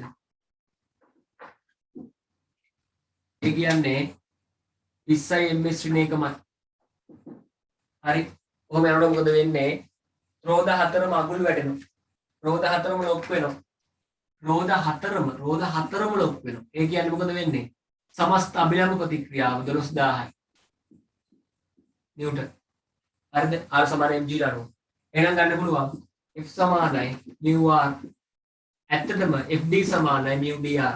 FD කියලා කියන්නේ මොකද්ද? දැන් මෙන්න වස්තුව මෙන්න චලිත දිශාව 20කින් චලිත වෙමින් පැවතිය මේක තේරෙනවද? ඔව්. මේක 20 නේ. හරිද? 20යි ms විනේ පේනවනේ මේ හරිය. චලිත වෙමින් පැවතියේ ඊළඟට මොකද වෙන්නේ? චලිතයට ප්‍රතිවිරුද්ධව තමයි දැන් කවුරු ක්‍රියාත්මක වෙන්නේද? සම්පූර්ණ ඝර්ෂණ බලය ක්‍රියාත්මක වෙන්නේ. එහෙනම් FD ක්‍රියාත්මක වෙන්නේ කාටද? චලිතයට ප්‍රතිවිරුද්ධව. චලිතයට ප්‍රතිවිරුද්ධව සම්ප්‍රයුක්ත බලයක් ක්‍රියාත්මක කරනවා නම් වස්තුව චලිත දිශාවට මන්දනය වෙනවා. පැහැදිලි? වස්තුව චලිත දිශාවට මන්දනය වෙනවා. ඒ කියන්නේ මොකද්ද? බ්‍රේක් එක ගහලා ගිහිල්ලා යාන්තම් නවතින්නත් පුළුවන්. ඊට කලින් නවතින්නත් පුළුවන්. හැප්පිලා යන්නත් පුළුවන්. පැහැදිලි? ওই තුන එකක් වෙන්න පුළුවන්. එහෙනම් μd කීයේ? μd දීලා තිබ්බේ 0.5 වගේ මතකයි. හරි? μd 0.5. එතකොට μd 0.5 μd ආවේ කොහොමද දන්නේ නැහැ නේ? μd ආවේ ගතික ඝර්ෂණ බල නිසා. මම කො සාපේක්ෂ චලිතයත් එක්ක එන්නේ ගතික ඝර්ෂණ බල. r 12000යි. හරිද? r 12000යි. එහෙනම් 6000යි නේ. ඈ 12000 බෙදීම දෙක නෙමෙයි 0.5 කියන්නේ භාගෙනේ. එහෙනම් චලිතයට ප්‍රතිවිරුද්ධ මුළු බලය 6000. එහෙනම් මට ගන්න පුළුවන් මෙයාට දාන්න පුළුවන් මේ පැත්තට f සමානයි ma. f සමානයි ma දාද්දි මතක තියාගන්න සලකන දිශාවට ප්‍රතිවිරුද්ධව තමයි බලය තියෙන්නේ. අහන් ඉන්න මේ බලය නෙමෙයි සම්ප්‍රයුක්ත බලය ඍණ 6000. සමානයි m 2200යි. වතාව a. a සමානයි 0.2 12 තමයි 60 වෙන්නේ. ඍණ 5යි ms ඍණ 2. තොරණේ ඍණ 5යි ms ඍණ. පැහැදිලි? තොරණේ ඍණ 5යි ms ඍණ 2 කියලා කියන්නේ දැන් මට හොයන්න පුළුවන් හැප්පෙනවද නැද්ද කියලා. කොහොමද හරියන්නේ හැප්පෙනවද කියලා. හොයන්නේ මෙහෙමයි චලිත දිශාවට දාන්න v වර්ග සමානයි u වර්ග ධන 2යි as. v කියන්නේ ප්‍රවේගයක්. u වර්ග 20 වර්ග ධන 2යි a ඍණ 5යි. බාධකය තියෙන 35ක් ඉදිරියෙන්. එහෙනම් 35යි. දැන් අහන් ඉන්නකෝ ඒ බාධකය ළඟට යද්දි යම්කිසි ප්‍රවේගයක් තියෙනවා නම් මොකද්ද වෙන්නේ කියන්නේ? හැප්පෙනවා. පැහැදිලි? බාධකය ළඟට යද්දි ප්‍රවේගයක් කියනවා හැප්පෙනවා. එච්චර මේ කතා.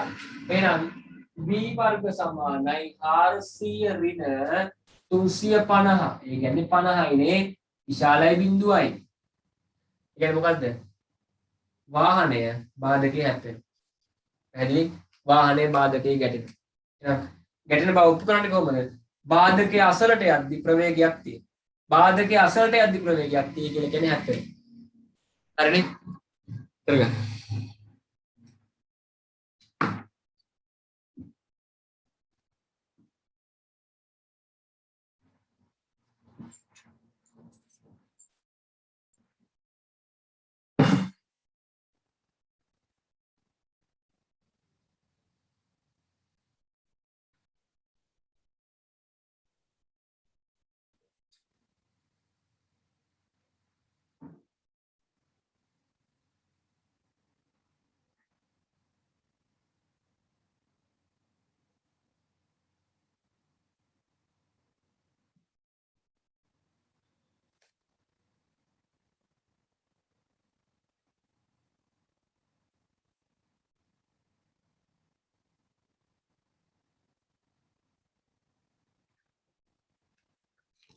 හරි ඊළඟට බලන්න. තිරිංග යෙදීමේදී ටයර් ලිස්සීම සිදු වුවහොත් මෝටර රථය පාලනයෙන් තොරව ඍජු රේඛාවක වැඩි දුරක් චලනය වීම නිසා අනතුරු සිදු විය හැක. ටයර් ලිස්සීම වැළැක්වීම මෝටර රථවල ප්‍රතිආගුල තිරිංග පද්ධතියක්. Anti lock braking system ABS කියලා කියන්නේ. ළමයි දන්න ඕක. හරි. පිට ළමයි දන්න. ABS. යොදනු ලැබේ. ටයර් ලිස්සීම ආරම්භ වන විට එමගින් ස්වයංක්‍රීයව තිරිංග නිදහස් කළ ටයර පෙරලීමට. ඒ කියන්නේ ලිස්ස පෙරලවනවා. ලිස්සනවා පෙරලනවා. පැහැදිලි? මේක තප්පරයකට සෑහෙන්න වතාවක් සිද්ධ කරනවා. මම තප්පරයකට ඉතා විශාල වතාවක් සිද්ධ කරන හින්දා මේක මගින්ට දැනෙන්නේ නැහැ. සහ මේක වාහනේ ගිරෙන පුද්ගලයන්ට දැනෙන්නේ නැහැ. මොකද මේක ස්වයංක්‍රීයව තමයි පාලනය කරලා තියෙන්නේ. හරිද? එහෙනම් මතක තියාගන්න ටයර් එක ලිස්සද්දී එක ගතික ඝර්ෂණ සංගුණකයක්. ටයර් එක පෙරලද්දී තවත් ගතික ඝර්ෂණ සංගුණකයක්. පෙරලෙද්දිත් තියෙන ගතික ඝර්ෂණ බලය, ලිස්සද්දිත් තියෙන ගතික ඝර්ෂණ බලය. ඇයි? අවස්ථා දෙකේදීම තියෙන්නේ සාපේක්ෂ චලිතය. පැහැදිලිද? එතකොට මෙන්න මේ අවස්ථා දෙකේදී සපලගය කාට ආසන්නයිලුද? මේ දෙකේදී සපලගය ආසන්නයිලු සීමාකාරී ඝර්ෂණ සංගුණට ආසන්නයිලු. ඒක 0.75ක් කියලා කියලා තියෙනවා. සෝරි, 0.75ක් කියලා කියලා තියෙනවා. B5 එකහි සඳහන් අවස්ථාව සඳහා ABS පද්ධතිය යෙදූ මෝටර රථේ නව නැවතුම් දුර ඒ කියන්නේ B බිඳුව වෙන අගය අහන්න. B බිඳුව වෙන S ගේ උත්තරය අහන්න. පැහැදිලිද? වෙන්නේ මොකද්ද? එකම එක තැනයි වෙනස් වෙන්නේ. මෙන්න මේක 0.75 වෙන එක විතරයි. පැහැදිලි? වෙනස් වෙන එක මම නිල් පාටින් දානවා. හරි. 0.75 වෙන එක විතරයි වෙන්නේ. එතකොට මෙන්න මේ බලය පොඩ්ඩක් වැඩි වෙනවා. පැහැදිලි? උඩ කළ බලන්න. 75 12. බිඳුව එකක් ඉතුරුයි. 14යි 15යි 5යි 7යි බිඳුවයි 1යි 9යි. ඒ කියන්නේ 1.75 නේ. මෙතනයි 9000. අලංගි කියලානේ. ඩයගොනල් එකක් ඉතුරුයි. 2 14යි 15යි 1 5 5යි 1 7 7යි බිඳුවයි 5 5 ඩයගොනල් එකක් ඉතුරුයි. 7යි 2යි 9යි. 0.75 ඉන්න බිඳුවයි මෙතන මෙන්න හරි 0.75 නේ ගුණ කරේ. එතකොට බිඳු 3ක් නේ 9යි බිඳු 3යි. එතකොට 9000ක් වෙනවා නිව්ටන්. නිව්ටන් 9000යි. වෙනස් වෙන්නේ කවුද? මේන් මෙතන නිව්ටන් 9000ක් වෙනවා. මේන් මෙතන වෙනස් වෙනවා. 1200 බෙදීම 9000. බිඳුවකට බිඳු 2. 90 බෙදීම 12 ඍණ 90 බෙදීම 12. තුන්වරක් ඍණ 30 බෙදීම 4. තුන්වරක් 30 තුන්වරක් 4යි. ඊළඟට දෙවරක් 15යි. දෙවරක් 7යි. ඍණ 7.5යි. දෙකයි සෝරි. ඍණ 7.5යි. එම්එස් ඍණ 2. බලන්නකො දැන් කවුද වැඩිලා තියෙන්නේ? මන්දනය වැඩි වෙනවා. මන්දනය වැඩි වුණාම හැප්පෙන්න කලින් නවතින්න ඕන. පැහැදිලි? එහෙනම් නව නැවතුම් දුර කියනකොට වෙන්නේ මෙන්න මේක බිඳුවයි. u20 වර්ග ධන 2යි a ඍණ 15 බෙදීම 7යි. ඒක ආදේශ කරගත්තම ලේසි. සෝරි 15 බෙදීම 2යි. වතාවක් s දන්නේ නැහැ. හරි s දන්නේ නැහැ. මේකට මේ කැපිලා යනවා. හරි. කැපිලා ගියා. 400 සමානයි 15යි s 15යි s සමානයි 400 බෙදීම 15.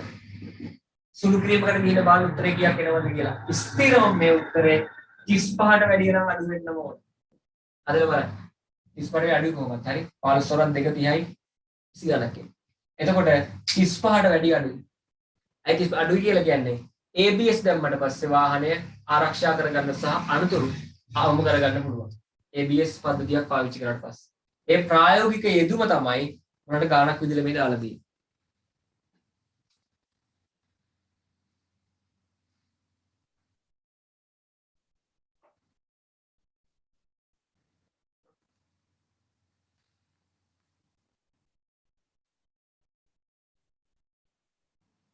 අන්තිම කොටස. පසුව මෝටර රථයේ වක්‍රතාරය 18ක් මීටර වූ තිරස් වෘත්තාකාර මාර්ගයකට පිවිසේ. මෙහිදී ඝර්ෂණ සංගුණ කිහිත බීහි අගයන් වේ නම් මෝටර රථය ලිස්සීමෙන් තොරව ආරක්ෂාකාරීව ධාවනය කළ හැකියි. ඔබම පෙන්නනම් බලා ගන්න හොඳේ. මෙන්න මෝටර රථය. හරිද? මෙන්න පාර. මෙහෙම ආවා. මෙහෙම ආවා. ඔන්න ඔහොම වංගුව ගන්න ඕන මෙහෙම. පැහැදිලි? يعني උඩින් බැලුවම හරිද? උඩින් බැලුවම මෙහෙම මෝටර රථය මෙහෙම වංගුව ගන්න ඕන. මේ වංගුව ගන්නම් මෙන්න මේ වංගුව ගනිද්දි මෙහෙම ලිස්සල යන්න බෑ. ලිස්සල යන්න බැරි නම් කේන්ද්‍රය දෙසට ක්‍රියාත්මක වූ කේන්ද්‍රාභිසාරී බලයක් හදලා දෙන්න ඕන මෙයාට චලනය වෙන්න. ඇයි? මේක උච්චලිතයක්. මේ උච්චලිතයට අවශ්‍ය කේන්ද්‍රාභිසාරී බලය හදලා දෙන්නේ මොකද්ද? රථය සහ පෘෂ්ඨය අතර නැත්නම් පාර අතර ඇති වෙන මොකද්ද? සීමාකාරී ස්ථිති ඝර්ෂණ බලය. ඇයි සීමාකාරී කියන වචනේ එන්නේ? සීමාකාරී කියන වචනේ එන්නේ උපරිම කියන වචනේ ඇතුළේ. පැහැදිලි? බලන්න කියන උපරිම කියන. උපරිම ප්‍රවේගය. එතකොට මෙහෙම දැන් මේක ළමයට අත්දැකීමක් තියෙනවා. වංගුවක් ගන්න ගියාම නිකන් ලිස්සන්න ඔන්න මෙන්න ගිහිල්ලා හරවගෙන තියෙනනේ. පැහැදිලි? ඒ ලිස්සන්න ඔන්න මෙන්න ගිහිල්ලා හරවගෙන තියෙන්නේ කොහෙද? ක්‍රියාත්මක වෙලා තියෙන්නේ සීමාකාරී ස්ථිති ඝර්ෂණ බල. පැහැදිලි? එහෙනම් මොකද වෙන්නේ? අපිට හදන්න පුළුවන් මේක. මෙතන ක්‍රියාත්මක වෙන ඝර්ෂණ බලය ගත්තම හරි අන්තිම කොටස යන ක්‍රියාත්මක වෙන ඝර්ෂණ බලය ගත්තම F සමානයි mu L වතාවක් R. ඒ වගේම තමයි මලියන බලන්න F සමානයි mu L වතාවක් R කියන්නේ mg මම සමීකරණ වලින් මේක හදා. අපි දන්නවා F සමානයි මොකද්ද? mv වර්ග බෙදීම R මේක දෙවෙනි සමීකරණය. මේ කවුද? කේන්ද්‍රාභිසාරී බලය. කේන්ද්‍රාභිසාරී බලය හදාගන්නේ කවුද? පවතින බලයක් වූ සීමාකාරී ස්ථිති ඝර්ෂණ බලය. හරිද? මේ කීවෙනි ගානේ? භූමියක් අහයි. හරි. එහෙනම් මට කියන්න පුළුවන් mv වර්ග බෙදීම R සමානයි mu L mg m ට m කැපිලා ගියාම v වර්ග සමානයි R mu Lg. හරි R දීලා තියෙනවා. හැදිලි R කියලා තියෙනවා කීයද දන්නේ බලන්න කීයද? උපරිම V maximum අහන් ඉන්න. මෙතනට V maximum එන්නේ කවුරු ඉන්නද? මෙන්න මේ mu L නිසා මම වෙන පාරකින් දාගන්න. mu L නිසා තමයි maximum එන්නේ. සීමාකාරී අවස්ථාව. එහෙනම් V වර්ග maximum කියලා කියන R 18යි. mu L 0.8යි මම මතකයි. 30යි. එහෙනම් ධාවනය කළ හැකි උපරිම ප්‍රවේගය Vmax වර්ග සමානයි 18 වැඩි කිරීම 8. V maximum කියලා කියන්නේ 18 වැඩි කිරීම 8 වර්ගමූල ns ඍණ 1.